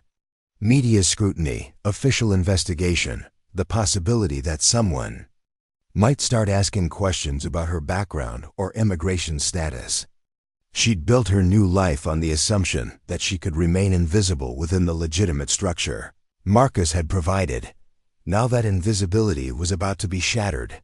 "You're worried about something," Sarah observed during a brief break. In their preparations, Lily hesitated, unsure how much to reveal about her concerns. "I don't have much experience with this kind of public attention. What if they start asking questions about my qualifications, my background?" Sarah studied her with the same perceptive attention she applied to reading animal behavior. "Marcus hired you because you're good with the dogs, not because of your paperwork. Anyone who watches you work can see that you belong here. Don't let fear of exposure make you doubt your own value." The advice was easier to give than to follow, but Lily found some comfort in Sarah's confidence. She'd learned to trust these people over the past 3 weeks, had seen their genuine commitment to the animals in their care. If they believed she belonged here, maybe she could find the courage to fight for the right to stay. Dawn arrived gray and cold, with low clouds that seemed to press down on the prairie like a physical weight. The inspection team arrived at precisely 8 o'clock. 2 animal control officers, a county health inspector, and a man in expensive suit who introduced himself as a representative from the county attorney's office, but who Lily suspected was there on Hartley's behalf. But they weren't alone. The parking area around the facility had been filled with news vans, satellite trucks, and cars belonging to supporters who'd come to witness the proceedings. Dr. Romano stood near the main gate with a thick folder of medical records, while representatives from 3 other rescue organizations waited with their own documentation of successful partnerships with Sullivan Dog Training. The lead inspector, a middle-aged woman named Collins, seemed taken aback by the media presence. She'd clearly expected a routine closure proceeding, not a public spectacle that would require her to justify every decision in front of television cameras. "This is highly irregular," she complained to Marcus. "Inspections are typically private proceedings. I'm not aware of any law that prevents the public from observing how their tax dollars are spent," Marcus replied evenly. "We're proud of our operation and have nothing to hide." The inspection began with paperwork review, conducted in the office under the watchful eyes of reporters and cameras. Collins examined every license, permit, and health certificate with microscopic attention, clearly hoping to find some technicality that would justify closure. But Marcus's documentation was flawless, organized with the obsessive attention to detail of someone who'd known this day might come. When the paperwork revealed no violations, the team moved to physical inspection of the facilities. Collins measured kennel dimensions with a tape measure, checked water temperatures, examined food storage areas with the intensity of someone determined to find fault. The county attorney's representative made notes on a legal pad, his expression growing increasingly frustrated as each potential violation proved to be in full compliance with regulations. The dogs, sensing the tension but accustomed to strangers, performed beautifully during the behavioral assessments. King, the former fighting dog, demonstrated the gentle temperament he'd developed through months of patient rehabilitation. Scout, the border collie who'd been too traumatized to interact with humans, accepted treats from Collins's hand without showing signs of distress. "These animals appear well cared for," Collins admitted grudgingly to the cameras. "I see no evidence of mistreatment or neglect." Dr. Romano stepped forward with her medical records, documenting case after case of successful rehabilitation. "This facility has saved the lives of animals that would otherwise have been euthanized," she stated clearly for the cameras. "Their success rate exceeds 90%, which is unprecedented in animal rehabilitation work." The man in the expensive suit tried to raise questions about financial irregularities, suggesting that the facility might be operating as an unlicensed business rather than a legitimate training operation. But Marcus was ready for this line of attack, producing tax records, business licenses, and financial statements that demonstrated full compliance with all applicable regulations. As the morning progressed, it became clear that the inspection was failing to produce the violations that would justify closure. Collins grew increasingly defensive as reporters asked pointed questions about the timing of the complaint and the identity of the person who'd filed it. The county attorney's representative made several phone calls, speaking in low tones that suggested he was receiving instructions from someone who wasn't pleased with the way things were developing. The turning point came when Channel 7's investigative reporter, a woman named Linda Martinez who'd built her career on exposing corruption, asked Collins directly whether she was aware of Robert Hartley's attempts to purchase the property. "I don't see how that's relevant to this inspection," Collins replied, but her discomfort was obvious. "It seems relevant when the complaint that triggered this inspection appears to be without merit," Martinez pressed. "Are you concerned that animal control is being used as a tool to harass legitimate businesses on behalf of powerful developers?" Collins ended the inspection abruptly, gathering her team and departing without the closure order that everyone had expected. The county attorney's representative left even more quickly, refusing to answer questions about who had authorized the investigation. Media circus that followed was everything Marcus had hoped for and more. The evening news led with stories about a successful animal rescue operation being targeted by corrupt officials working on behalf of a powerful developer. Editorial pages condemned the misuse of government resources to serve private interests. Social media exploded with support for Sullivan dog training and condemnation of Hartley's tactics, but it was the personal testimonials that proved most powerful. Family after family came forward to share stories of dogs they'd adopted from the facility, animals who'd been traumatized, abandoned, or marked for euthanization, but who'd become beloved family members through the patient work of Marcus, Sarah, and their team. Lily found herself featured in several of the stories. Identified as a specialist in working with traumatized animals who joined the staff and made remarkable progress with the most difficult cases. The attention made her uncomfortable, but she began to understand that her visible success was part of the facility's defense. She represented the kind of second chances that Sullivan Dog Training offered, not just to animals, but to people who'd been written off by society. Robert Hartley's response was swift and brutal. Within 48 hours of the failed inspection, he filed lawsuits alleging defamation, interfered with several of the facility's supplier contracts, and began a whisper campaign suggesting that Marcus was financially unstable and emotionally unfit to operate an animal care facility. The attacks were clearly designed to exhaust the facility's resources and undermine public confidence, but they had an unexpected effect. Instead of weakening support for Sullivan Dog Training, Hartley's obvious vindictiveness strengthened the resolve of everyone who'd witnessed the inspection. Donors emerged to help with legal costs, suppliers offered services at reduced rates, and volunteers arrived to help with daily operations. Dr. Romano organized a coalition of veterinarians who publicly endorsed the facility's work and pledged to refer more cases. Other rescue organizations offered partnerships and resource sharing. What Hartley had intended as an isolated target became the center of a network of mutual support that strengthened everyone involved. The legal battles continued for weeks, but the outcome was never really in doubt. Hartley had overplayed his hand, made his intentions too obvious, and underestimated the public sympathy for both the animals and the people who cared for them. When the county attorney's office finally announced that all charges against Sullivan Dog Training had been dropped and all permits confirmed as valid, the victory felt like vindication not just for Marcus, but for everyone who believed that damaged creatures deserved second chances. For Lily, the crisis had been transformative in ways she hadn't expected. She'd discovered that the life she'd built at the ranch was worth fighting for, that the people she worked with would stand by her even when doing so involved personal risk. More importantly, she'd learned that her own voice had power when used in defense of things that mattered. The night after the official vindication, she sat in her apartment looking out over the kennels where 43 dogs slept peacefully, secure in the knowledge that their sanctuary was safe.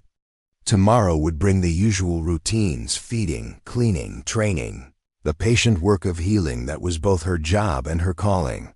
But tonight, she allowed herself to feel something she'd almost forgotten was possible: the deep satisfaction of having fought for something larger than her own survival. In 6 months after the crisis that nearly destroyed Sullivan Dog Training, Lily stood in the morning sunshine watching a miracle unfold in the main exercise yard. Scout, the border collie who'd once cowered in the corner of his kennel at the sight of any human, was teaching a new arrival, a traumatized German shepherd named Phoenix, that people could be trusted. The lesson wasn't verbal. Of course, Scout simply demonstrated through his calm interaction with Lily that her presence meant safety rather than threat. When she offered treats, Scout accepted them with confidence, showing Phoenix that food from human hands carried no hidden dangers. When she called his name, Scout came willingly, tail wagging, displaying the kind of trust that Phoenix hadn't dared to show anyone in the 3 weeks since his arrival. It was a scene that would have been impossible to imagine when Lily first arrived at the ranch, a former victim becoming a teacher, passing along the lessons of healing to another damaged soul. But these transformations had become commonplace at Sullivan Dog Training, stories of recovery that played out daily in the kennels and exercise yards. The facility itself had evolved since the confrontation with Hartley. The publicity generated by their successful defense had brought new resources, partnerships, and opportunities that Marcus could never have imagined when he first offered Lily a chance at a different life. Grant money from animal welfare foundations had funded an expansion of the kennels, allowing them to help twice as many dogs. Veterinary schools now sent students for internships, creating a pipeline of newly trained professionals who understood the importance of behavioral rehabilitation. But the most significant change was in the culture of the place. What had once been Marcus's individual mission had become a community effort, with volunteers, supporters, and staff all united around the belief that damaged creatures, human and animal alike, deserved second chances and the patient work necessary to heal old wounds. Lily had grown into her role as head trainer for behavioral rehabilitation cases, a position that utilized every skill she'd developed during her months on the streets. Her ability to read fear, to move without triggering defensive responses, to communicate safety through body language rather than words, had proved invaluable in working with animals who'd learned to distrust human intentions. The appointment had come with a substantial raise, health benefits, and recognition from the professional dog training community that still amazed her. She'd been invited to speak at conferences, to write articles for training journals, to share her insights with other facilities struggling to help traumatized animals. The girl who'd once fought dogs for scraps in frozen alleys was now consulted as an expert in animal psychology and rehabilitation techniques. But success hadn't erased the memories of where she'd come from, or the lessons those experiences had taught her. Every new dog that arrived at the facility reminded her of her own journey from desperation to stability, from isolation to belonging. She saw herself in their wariness, their careful testing of boundaries, their gradual acceptance that safety might actually be permanent rather than temporary. This morning's work involved introducing Phoenix to basic training concepts, starting with the fundamental lesson that cooperation with humans led to positive outcomes rather than punishment or abandonment. The German Shepherd had come from a situation involving neglect and emotional abuse, developing behaviors that made him seem aggressive when he was actually terrified. "He's not mean," Lily explained to Jessica, the newest member of their training staff, as Phoenix retreated to the far corner of the exercise yard.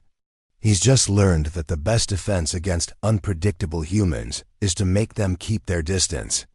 We need to show him that we're predictable, that our actions match our intentions." Jessica nodded, taking notes on the techniques Lily was demonstrating. Fresh out of college with a degree in animal science, Jessica had joined the staff 3 months ago with theoretical knowledge but limited experience with severely traumatized animals. She represented the kind of partnership that had become possible since the facility's expansion. Young professionals who brought academic training while learning practical skills from Lily's hard-won expertise. The training session progressed slowly, with Lily maintaining a respectful distance while offering Phoenix choices rather than demands. Food appeared at regular intervals, placed where he could reach it without having to approach her directly. Her voice remained calm and encouraging, never rising to the levels that might trigger memories of angry humans. Every movement was deliberate, non-threatening, designed to communicate safety rather than dominance. After 45 minutes, Phoenix accepted a treat directly from Lily's hand, a breakthrough that would have seemed trivial to an outside observer, but represented significant progress in his journey toward trust. She ended the session immediately, allowing him to process the positive interaction without pushing for additional advances that might overwhelm his capacity to cope. "The key is to always end on a success," Lily told Jessica as they walked back toward the main building. "Dogs who've been traumatized need to learn that good interactions have natural conclusions, that humans don't always want more than they're ready to give." These teaching moments had become a regular part of Lily's routine, sharing knowledge with staff members, volunteers, and visitors who came to learn from Sullivan Dog Training's approach to rehabilitation. She'd discovered that she enjoyed the educational aspect of her work almost as much as the direct animal care, finding satisfaction in helping others develop the skills necessary to heal damaged creatures.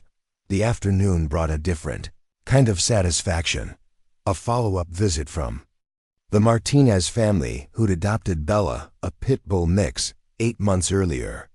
They came quarterly to show Marcus and his staff how well their former charges were adapting to family life, bringing photos and stories that validated the work being done at the facility. Bella had arrived at Sullivan Dog Training as a seizure. From a fighting ring, covered in scars and too traumatized to make eye contact with humans. The Martinez children had seen her photo on the facility's website and convinced their parents to visit, despite concerns about adopting a dog with such a difficult background.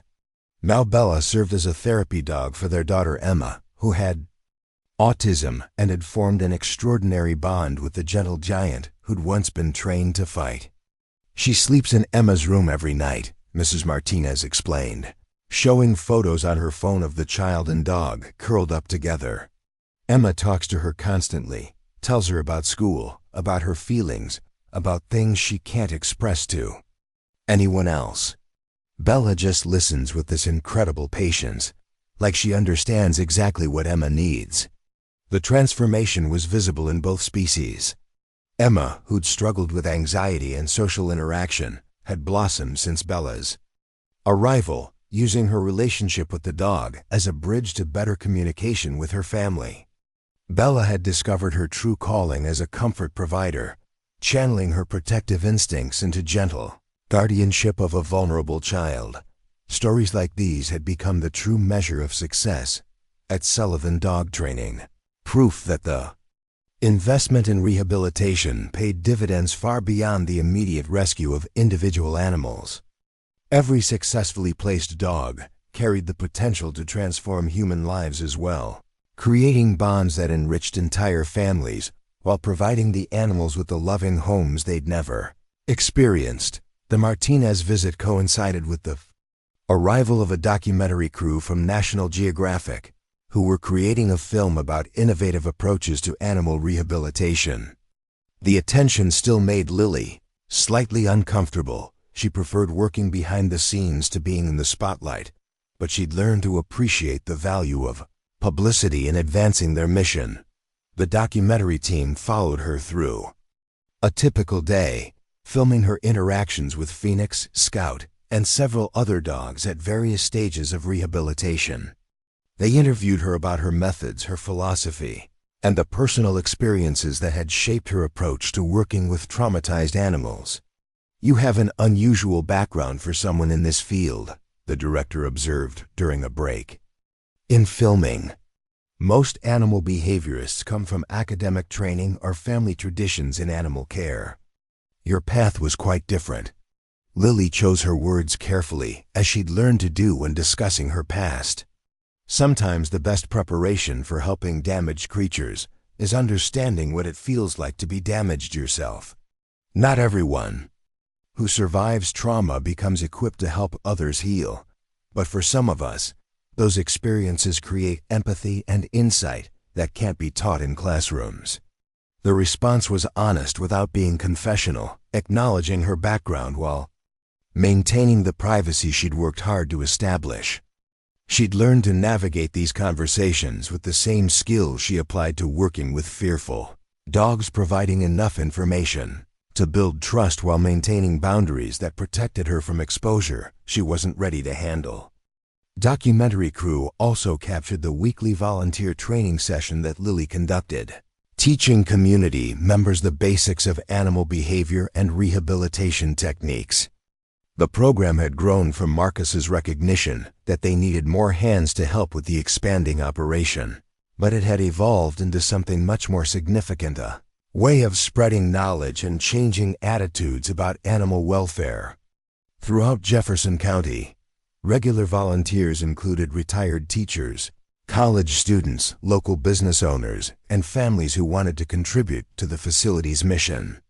They learned to read animal body language, to recognize signs of stress or contentment, to provide the kind of patient, consistent care that allowed traumatized creatures to begin healing. Many went on to adopt animals themselves or to support other rescue operations with improved skills and understanding. You're creating a ripple effect, observed Dr. Romano during one of her regular visits to check on the medical status of animals in rehabilitation. Every person you train becomes an advocate for humane treatment, someone who understands that behavioral problems usually have root causes that can be addressed with proper care. The ripple effect had extended far beyond Jefferson County. Other animal welfare organizations had begun implementing training programs based on Sullivan Dog Training's model, adapting Lily's techniques to their own facilities and populations. Professional conferences featured presentations about their approach, and veterinary schools included case studies of their successful rehabilitations in their curricula. But perhaps the most meaningful measure of their impact was visible in the local communities changing attitudes toward damaged animals. Shelters that had once euthanized dogs with behavioral issues now contacted Sullivan Dog Training for advice on rehabilitation strategies. Veterinarians who'd previously recommended euthanasia for aggressive or fearful animals were learning to identify trauma responses and refer cases for treatment. The transformation was particularly evident in animal control's approach to enforcement. The same department that had once attempted to shut down the facility now partnered with them to provide behavioral assessments for animals involved in cruelty cases. Officers received training in recognizing signs of abuse and trauma, understanding that aggressive behavior often reflected past mistreatment rather than inherent viciousness. That evening brought Lily's favorite part of each day, the quiet hours, when the official work was finished and she could spend unstructured time with the animals, who'd become more than professional responsibilities.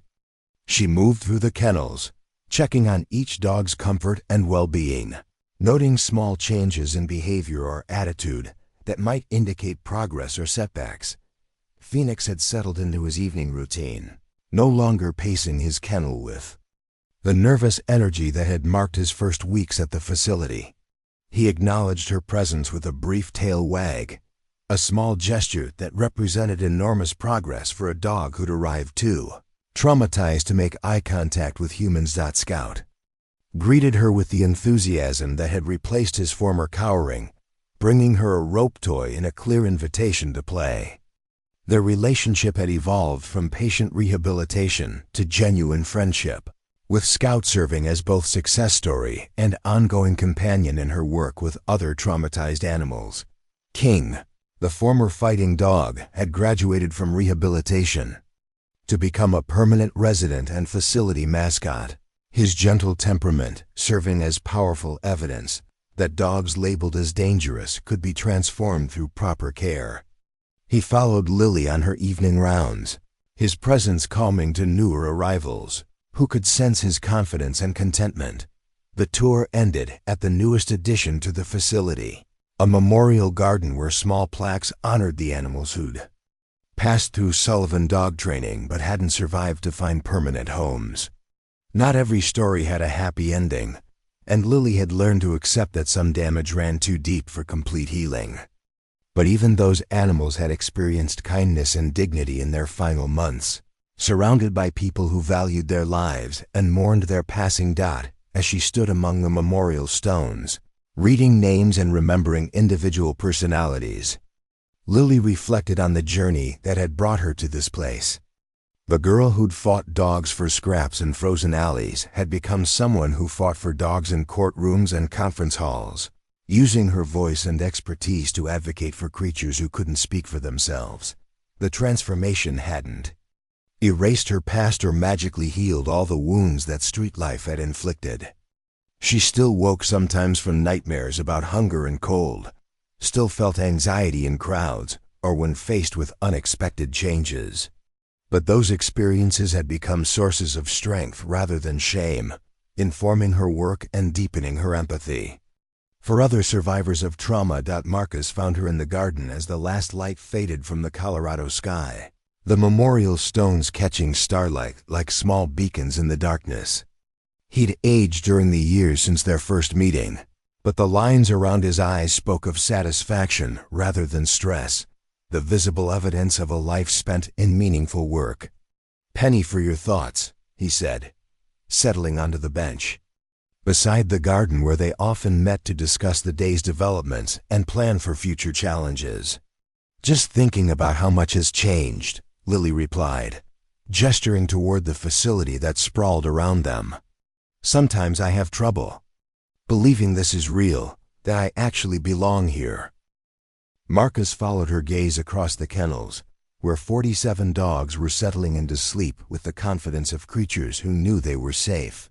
Belonging isn't something you achieve once and then keep forever. It's something you create daily through your choices and actions.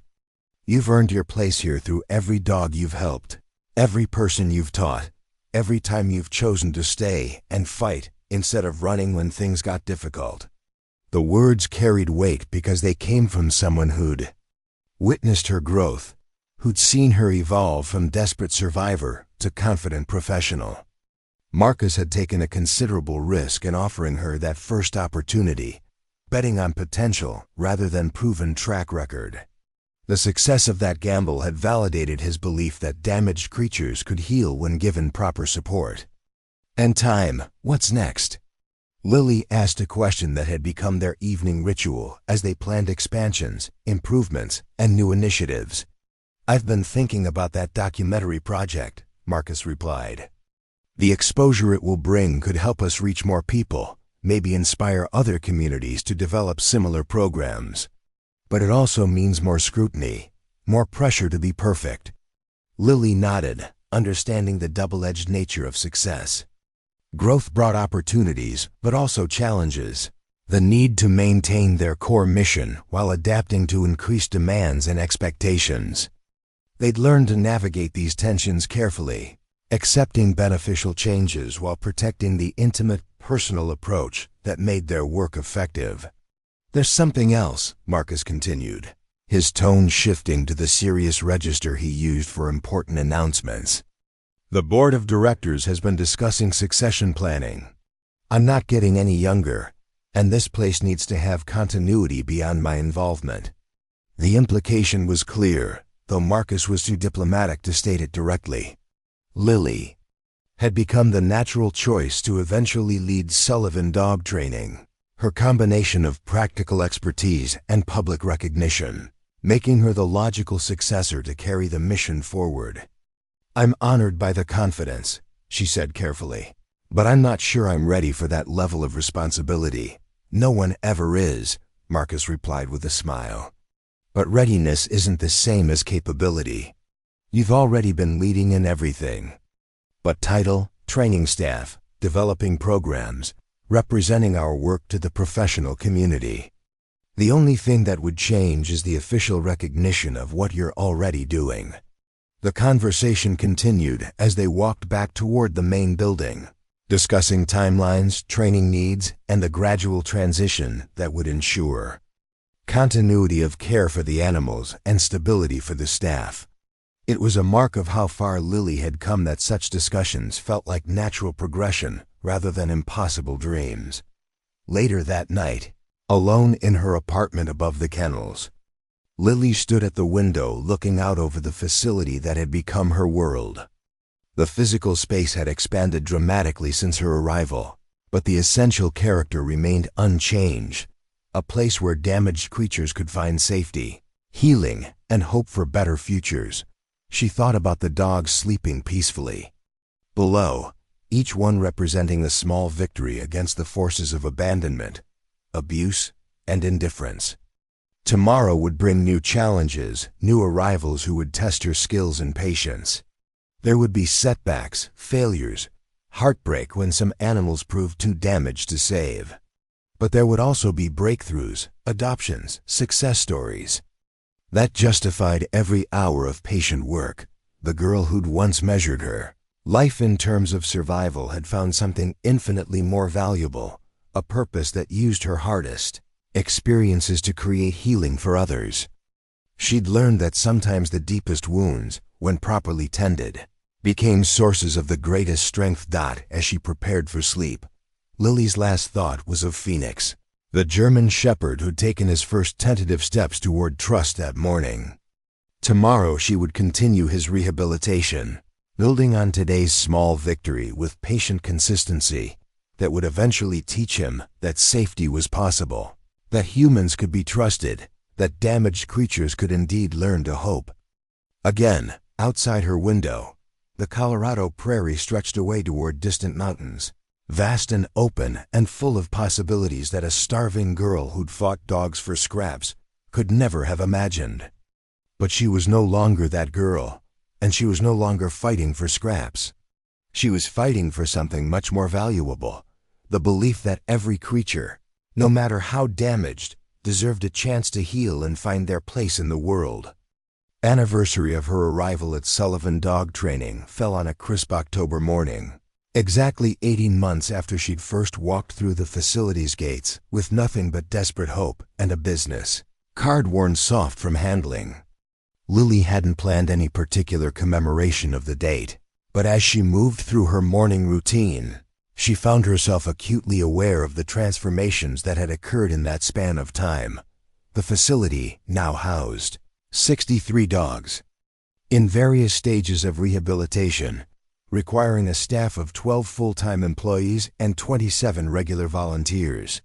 What had begun as Marcus's individual mission had evolved into a comprehensive animal welfare organization with programs spanning rescue, rehabilitation, training, education, and advocacy.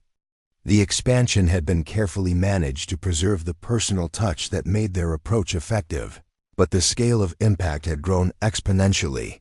Lily's own transformation was perhaps the most dramatic of all. The girl who'd arrived, with no official identity or legal documentation, now held certifications in animal behavior modification, trauma-informed care practices, and organizational leadership. She'd completed her GED through night classes, earned an associate degree in animal science through correspondence courses, and was halfway through a bachelor's program in nonprofit management that would prepare her for the leadership role everyone expected her to assume. The educational journey had been challenging in ways that street survival had never been.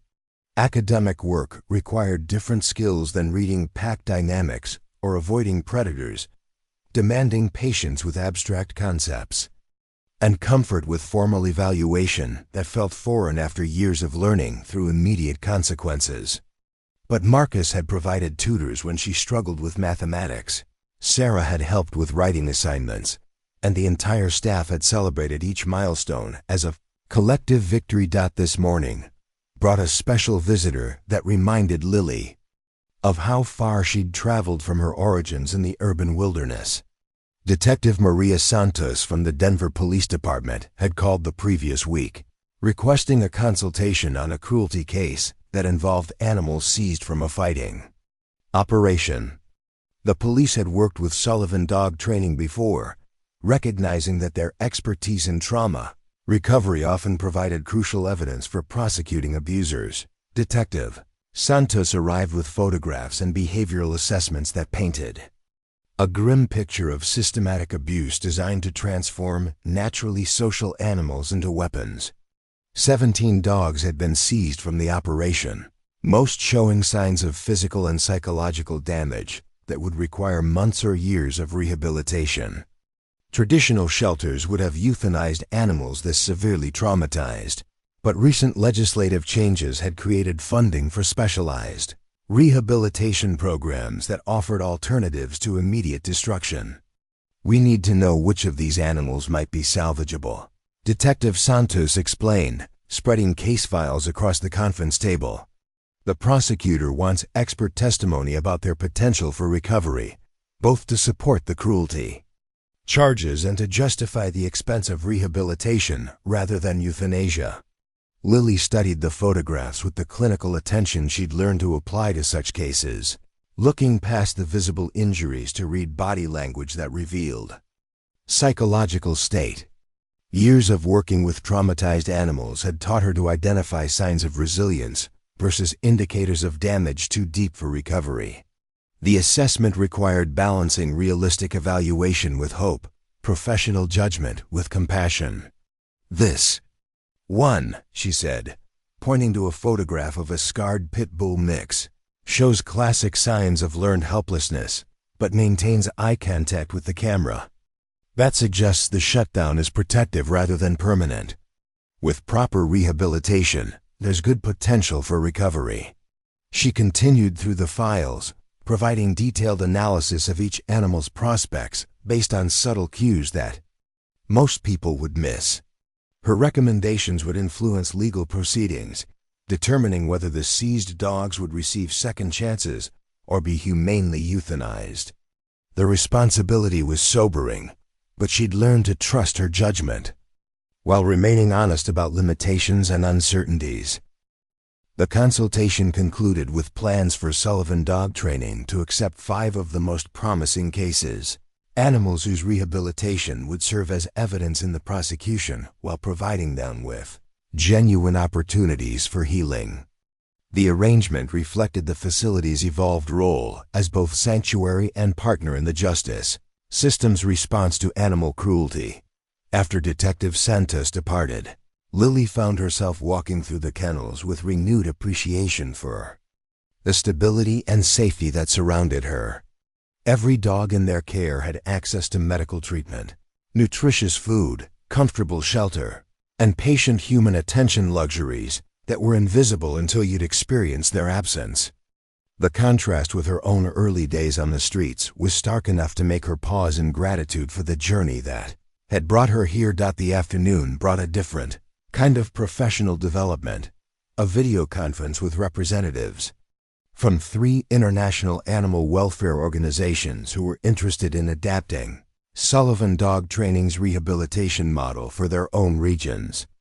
The facility's success had attracted attention far beyond Colorado, inspiring similar programs in communities that struggled with overpopulation, abuse, and limited resources for addressing animal welfare issues. Dr. Catherine Reed, calling from Edinburgh, Scotland, described the challenges facing Scottish animal shelters with limited space and funding for behavioral rehabilitation. We're seeing increasing numbers of animals with trauma-related behavioral issues, but we lack the expertise to address them effectively. Most end up being euthanized, despite having potential for recovery with proper treatment. The conversation continued for 2 hours, covering practical details of program implementation, staff training requirements, funding strategies, and adaptation to different cultural contexts.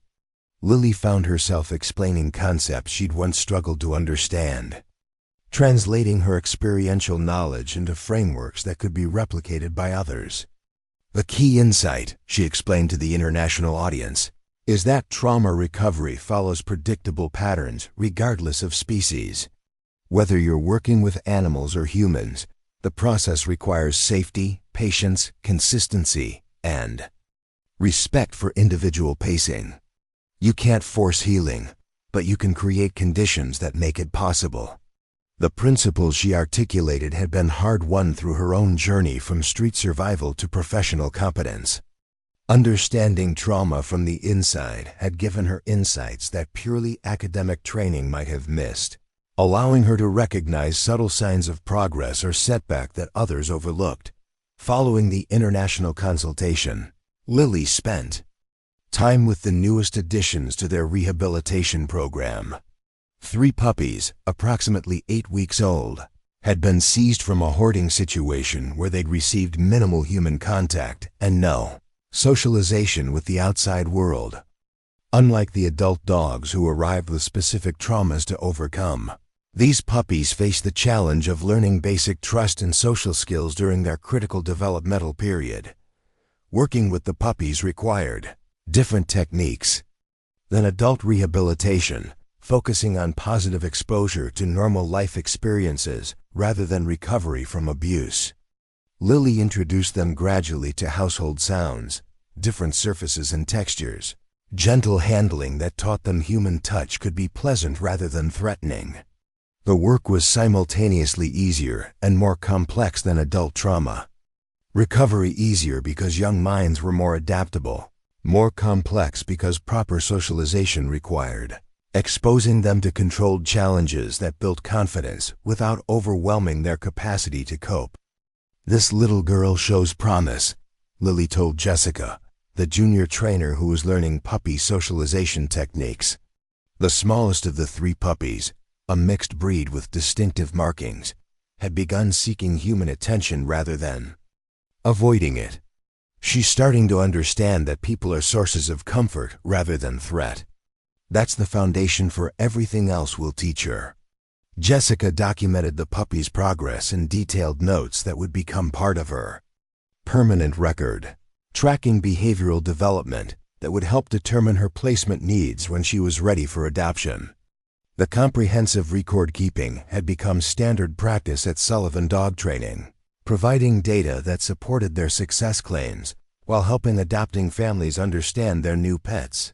Backgrounds and Needs. Evening brought Lily's weekly meeting with the facility's board of directors, a group of community leaders, animal welfare advocates, and financial supporters who provided oversight and strategic guidance for the organization's continued growth. Tonight's agenda included budget approval for the next fiscal year, review of expansion proposals, and discussion of a major gift offer that could transform their capacity, but came with conditions that required careful consideration. The Hartman Foundation, established by a tech entrepreneur whose own rescue dog had come from Sullivan Dog Training, had offered a $2.3 million grant to construct a state-of-the-art rehabilitation center that would triple their capacity. The facility would include specialized treatment areas for different types of trauma, research laboratories for studying animal behavior, and residential accommodations for visiting professionals who wanted to learn their techniques. But the grant came with requirements that sparked debate among board members. The foundation wanted Sullivan Dog Training to become a research institution, documenting their methods with scientific rigor that could support evidence-based practices throughout the animal welfare field. This would mean additional staffing, formal research protocols, and a level of academic oversight that might compromise the intimate, intuitive approach that made their current work effective.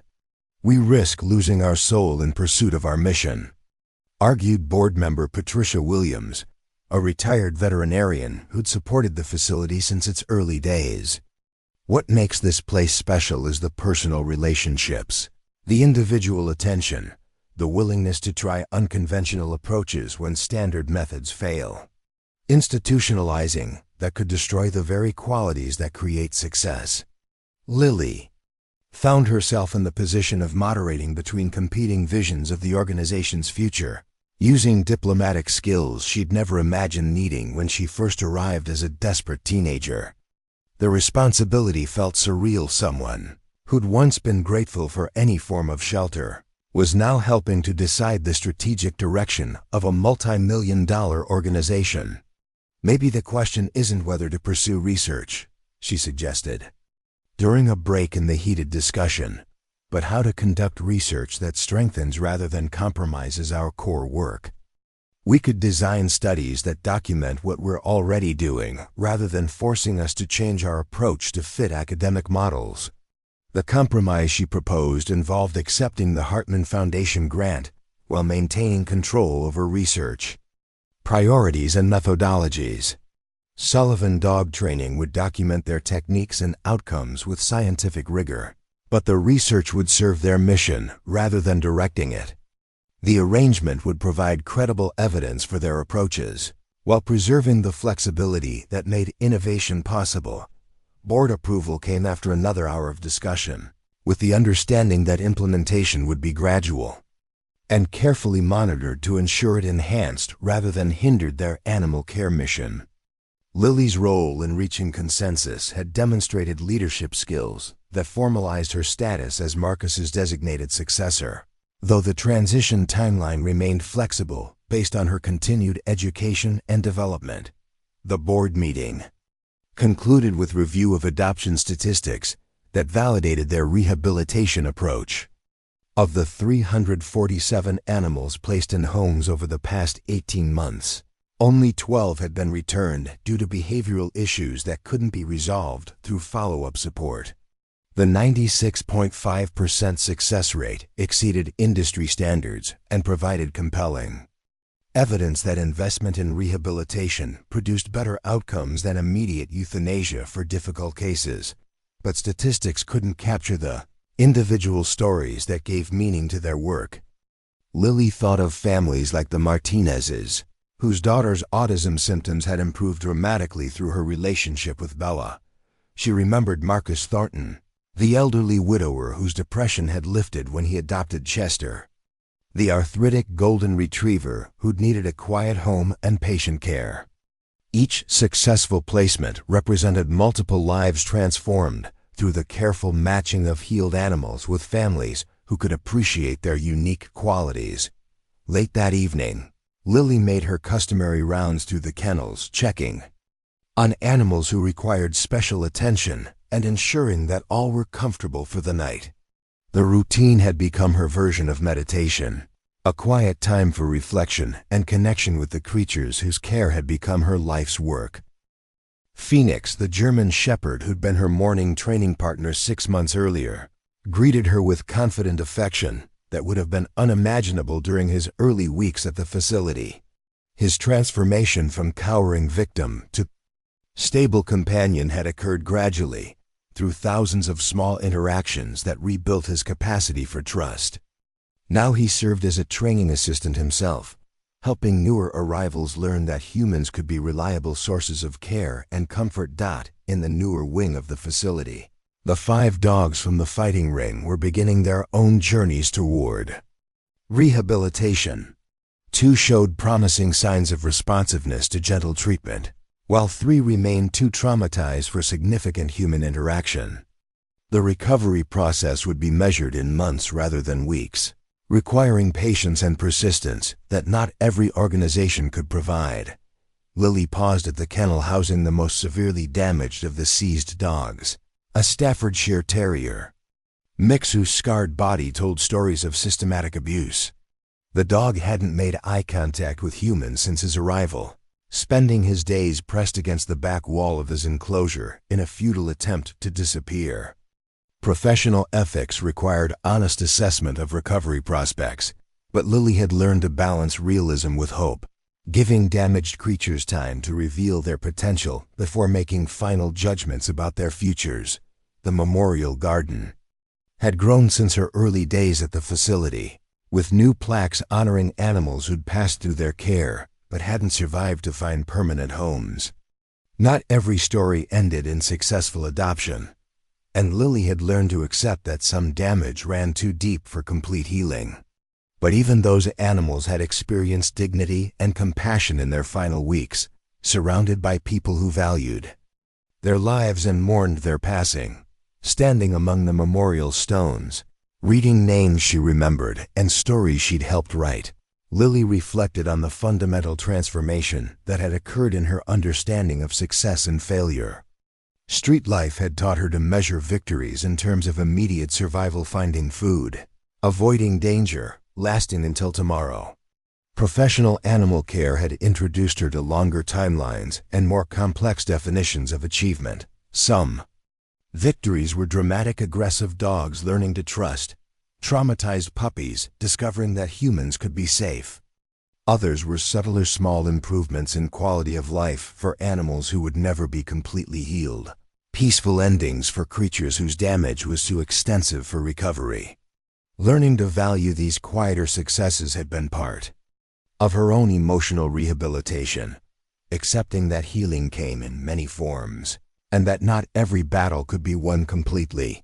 The night sky above the Colorado prairie was brilliant with stars, unpolluted by the urban light that had obscured them during her months on the city streets.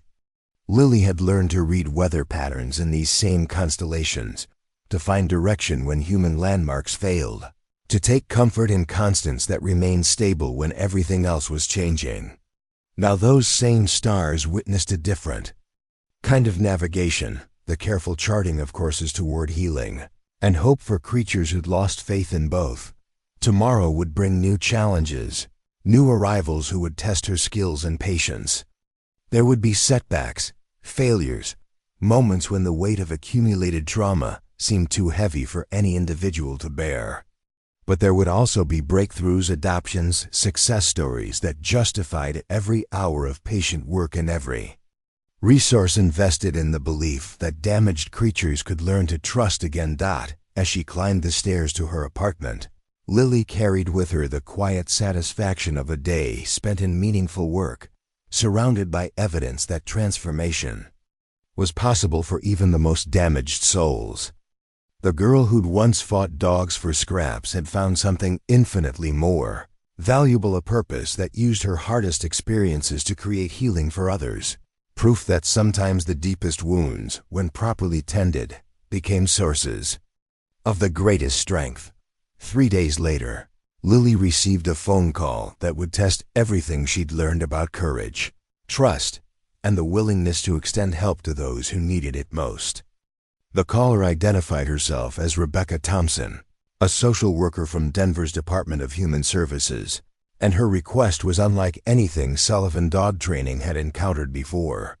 "We have a situation involving a 13-year-old girl," Rebecca explained, her voice carrying the careful professional tone that social workers used when discussing sensitive cases. "She was removed from a neglect situation 6 months ago and has been through 4 different foster placements. The problem is that she refuses to engage with humans, but has shown remarkable connection with animals. We're wondering if you might consider allowing her to volunteer at your facility as part of her therapy." The request struck Lily with unexpected force, triggering memories of her own desperate teenage years and the foster care system that had failed to provide the stability she'd needed. The parallels were impossible to ignore. Another damaged girl who'd learned to trust animals more readily than humans, another young person whose traditional support systems had proved inadequate for her particular wounds. "Tell me more about her background," Lily said, settling into her office chair and reaching for a notepad to document the details. Rebecca's account painted a familiar picture of systemic failure and accumulated trauma. Emma Rodriguez had been living with her grandmother after her parents' deaths in a car accident, but the elderly woman's declining health had created conditions that constituted neglect. By the time authorities intervened, Emma had been caring for herself and several stray animals in a house without heat or regular food, developing survival skills that made her resistant to traditional therapeutic approaches. "She's incredibly intelligent," Rebecca continued, "but she won't engage in talk therapy or group sessions. The only time she shows any emotional response is when she's interacting with animals. Her current foster family has a dog, and that's the only relationship she's formed since entering care." Lily found herself thinking of Phoenix Scout and the dozens of other animals who'd required patience and indirect approaches before they could accept human care. Traditional therapy assumed willingness to engage, but some trauma ran too deep for conventional intervention. Sometimes healing required different environments, different relationships, different ways of building trust. What would her involvement look like? Lily asked, already formulating possibilities in her mind. "Initially, just a few hours a week, supervised by both our staff and yours. We'd want to see if working with animals in recovery might help her process her own experiences. There's growing research suggesting that caring for others can be therapeutic for trauma survivors." The conversation continued for another 20 minutes, covering liability concerns, supervision requirements, and the careful protocols that would govern Emma's participation. By the end of the call, Lily had committed to a trial period that would begin the following week. Pending approval from Marcus and the board of directors, Marcus's response was immediate and enthusiastic when Lily presented the proposal during their evening planning session. "It makes perfect sense," he said, reviewing the documentation Rebecca had provided. "We've always said that healing happens through relationship and meaningful work. If this girl has a natural affinity for animals, maybe helping them recover will help her process her own trauma." The board's approval came with careful conditions designed to protect both Emma and the facility. Professional supervision would be provided jointly by Rebecca Thompson, and Dr. Amanda Foster, a child psychologist who specialized in animal-assisted therapy. Emma's involvement would focus on basic care tasks rather than direct training, ensuring she could contribute meaningfully without taking on responsibilities beyond her developmental capacity. Lily spent the weekend preparing for Emma's arrival, selecting animals who would be appropriate for a young volunteer to work with and designing tasks that would be engaging without being overwhelming. She chose dogs in the middle stages of rehabilitation, stable enough to be safe around children, but still making visible progress that would demonstrate the value of patient care. Emma Rodriguez arrived on Monday morning, accompanied by Rebecca Thompson and Dr. Foster, a small figure whose defensive posture reminded Lily painfully of her own early days at the facility. The 13-year-old had dark hair pulled back in a practical ponytail and clothing that prioritized function over appearance. Her eyes constantly scanned the environment, cataloging escape routes and potential threats with the hypervigilance that Lily recognized as a survival adaptation. "This is a lot of dogs," Emma said quietly, her first words since entering the facility. 63 at the moment," Lily replied, matching Emma's subdued tone. "Each one has their own story, their own personality, their own way of healing. Would you like to meet a few of them?" The introduction process was carefully orchestrated, beginning with Scout, whose gentle temperament and remarkable recovery story made him an ideal ambassador for the healing process. Emma approached his kennel with the cautious respect of someone who understood that trust had to be earned rather than assumed. Scout responded to Emma's presence with interested attention, but without the overwhelming enthusiasm that might have startled a nervous newcomer. His calm confidence seemed to communicate that this new person might be worth knowing, that humans could indeed be safe and predictable. "He's beautiful," Emma said, extending her hand slowly for Scout to investigate. "What happened to him?" Lily shared Scout's story, the abandonment, the months of fearful cowering, the gradual process of learning to trust again. She watched Emma's face as she listened, noting the way the girl's expression softened as she recognized parallels to her own experience of loss and displacement. "How long did it take?" Emma asked, "for him to stop being scared?" "About 6 months for major progress," Lily replied honestly. "But healing isn't really a destination you reach, it's more like a direction you choose to keep moving in." Scout still has days when he's more cautious than others, but he's learned that setbacks don't erase progress. The wisdom in those words applied equally to human and animal recovery, and Lily suspected Emma understood the broader implications, even if she wasn't ready to articulate them. Sometimes the most powerful therapeutic insights came through metaphor and parallel experience, rather than direct confrontation with painful truths. Emma's first official task involved helping to prepare food for the dogs, requiring special diets, measuring portions and organizing medications under Sarah's careful supervision. The work was routine but meaningful, requiring attention to detail while providing immediate evidence that her contributions mattered to the animal's well-being. "Each dog gets exactly what they need," Sarah explained as Emma carefully measured medication for Chester, the arthritic golden retriever. "Too little and they don't get better. Too much and it could hurt them. Finding the right balance takes patience and observation." The lesson extended beyond medication management, touching on themes of care, consistency, and the importance of individual attention that Emma was beginning to experience in her own life. Working with animals who required specialized care provided concrete examples of how damaged creatures could thrive when their specific needs were understood and addressed. By the end of her first day, Emma had interacted with 8 different dogs, each encounter building her confidence while demonstrating the variety of personalities and recovery trajectories represented within the facility.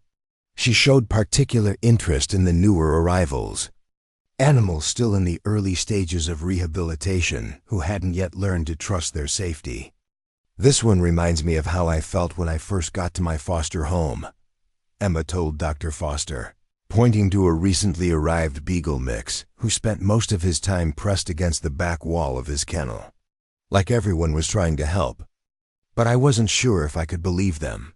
The observation demonstrated exactly the kind of therapeutic insight that Dr. Foster had hoped to facilitate through Emma's involvement with the facility.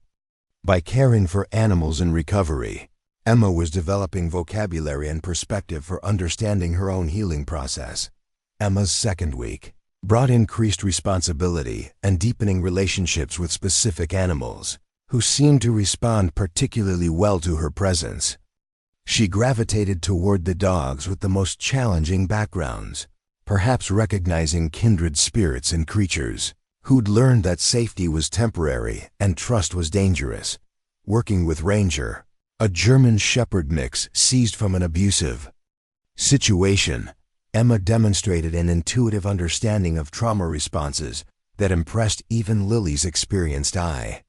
She never pushed for interaction, instead sitting quietly near his kennel and reading aloud from books about animal behavior, creating a calm presence that gradually convinced Ranger she posed no threat. "You're doing exactly what he needs," Lily told Emma during one of their debriefing sessions. "Trauma recovery can't be rushed, but it can be supported by people who understand that healing happens at its own pace." Emma nodded, then surprised everyone by sharing her own insight. "Sometimes when adults try to make me feel better, it feels like they're really trying to make themselves feel better. But the dogs don't need me to be anything except patient and honest." The comment revealed a sophisticated understanding of therapeutic dynamics that many adult trauma survivors never developed. Emma was learning to differentiate between help that served the helper versus care that truly benefited the recipient, a distinction that would serve her well in navigating her own recovery relationships. As autumn progressed into winter, Emma's involvement with Sullivan dog training evolved from experimental therapy into genuine partnership. She worked 3 afternoons a week, contributing meaningful labor while processing her own experiences through parallel observation of animal recovery. Her foster placement had stabilized, and her academic performance had improved dramatically. As she found purpose and connection through her work with traumatized animals, the success of Emma's integration prompted discussions about expanding the program to include other young people whose traditional therapy approaches had proved inadequate. Dr. Foster began developing protocols for animal-assisted healing that could serve adolescents who'd experienced trauma, neglect, or systemic failure of human support systems.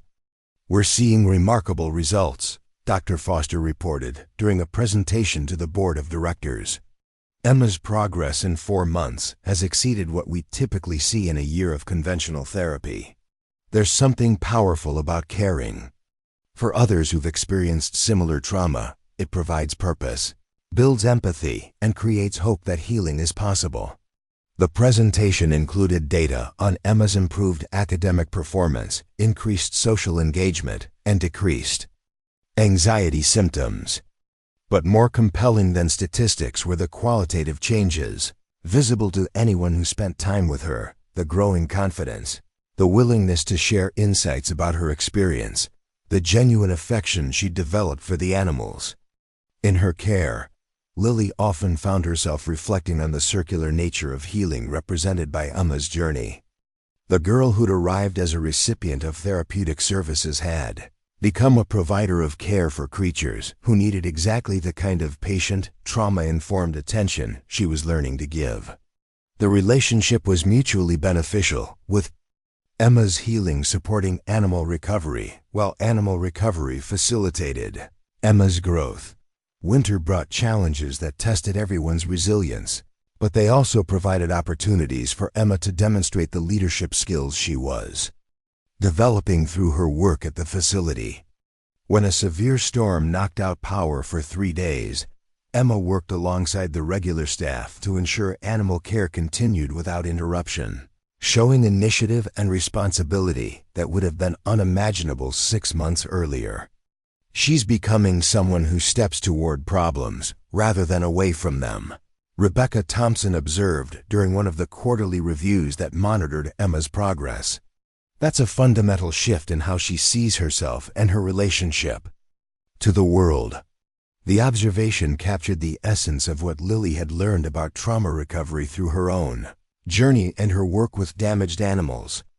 Healing wasn't about returning to some previous state of innocence or safety. It was about developing new capacities for engagement, contribution, and hope despite the wounds that would always be part of personal history.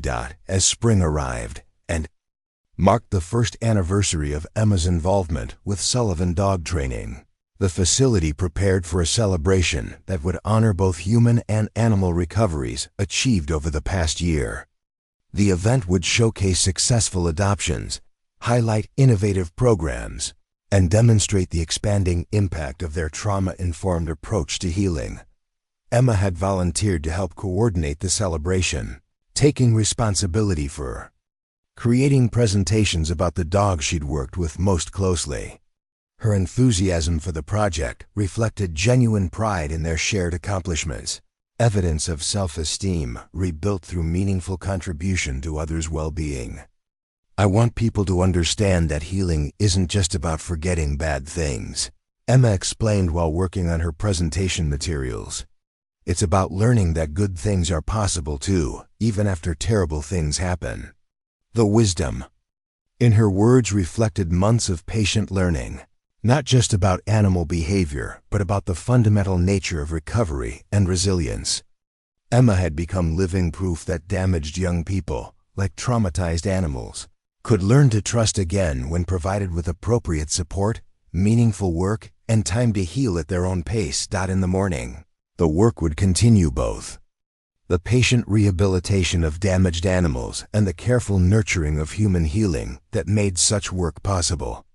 But tonight, as Lily prepared for sleep in her apartment above the kennels, she felt the deep satisfaction of knowing that circles of healing were expanding beyond anything she could have imagined when she first fought dogs for scraps in frozen alleys. The girl who'd learned to survive alone had found purpose in creating safety for others. The teenager who'd trusted no one had become someone others could trust. And somewhere in the kennels below, animals who'd given up hope were learning to believe in tomorrow because people who understood their pain had chosen to invest in their healing. Recovery was possible. Trust could be rebuilt. And sometimes, the most wounded souls became the most powerful healers when given the chance to serve something larger than their own survival. Up next, you've got 2 more standout stories right on your screen. If this one hits the mark, you won't want to pass these up. Just click and check them out. And don't forget to subscribe and turn on the notification bell so you don't miss any upload from us.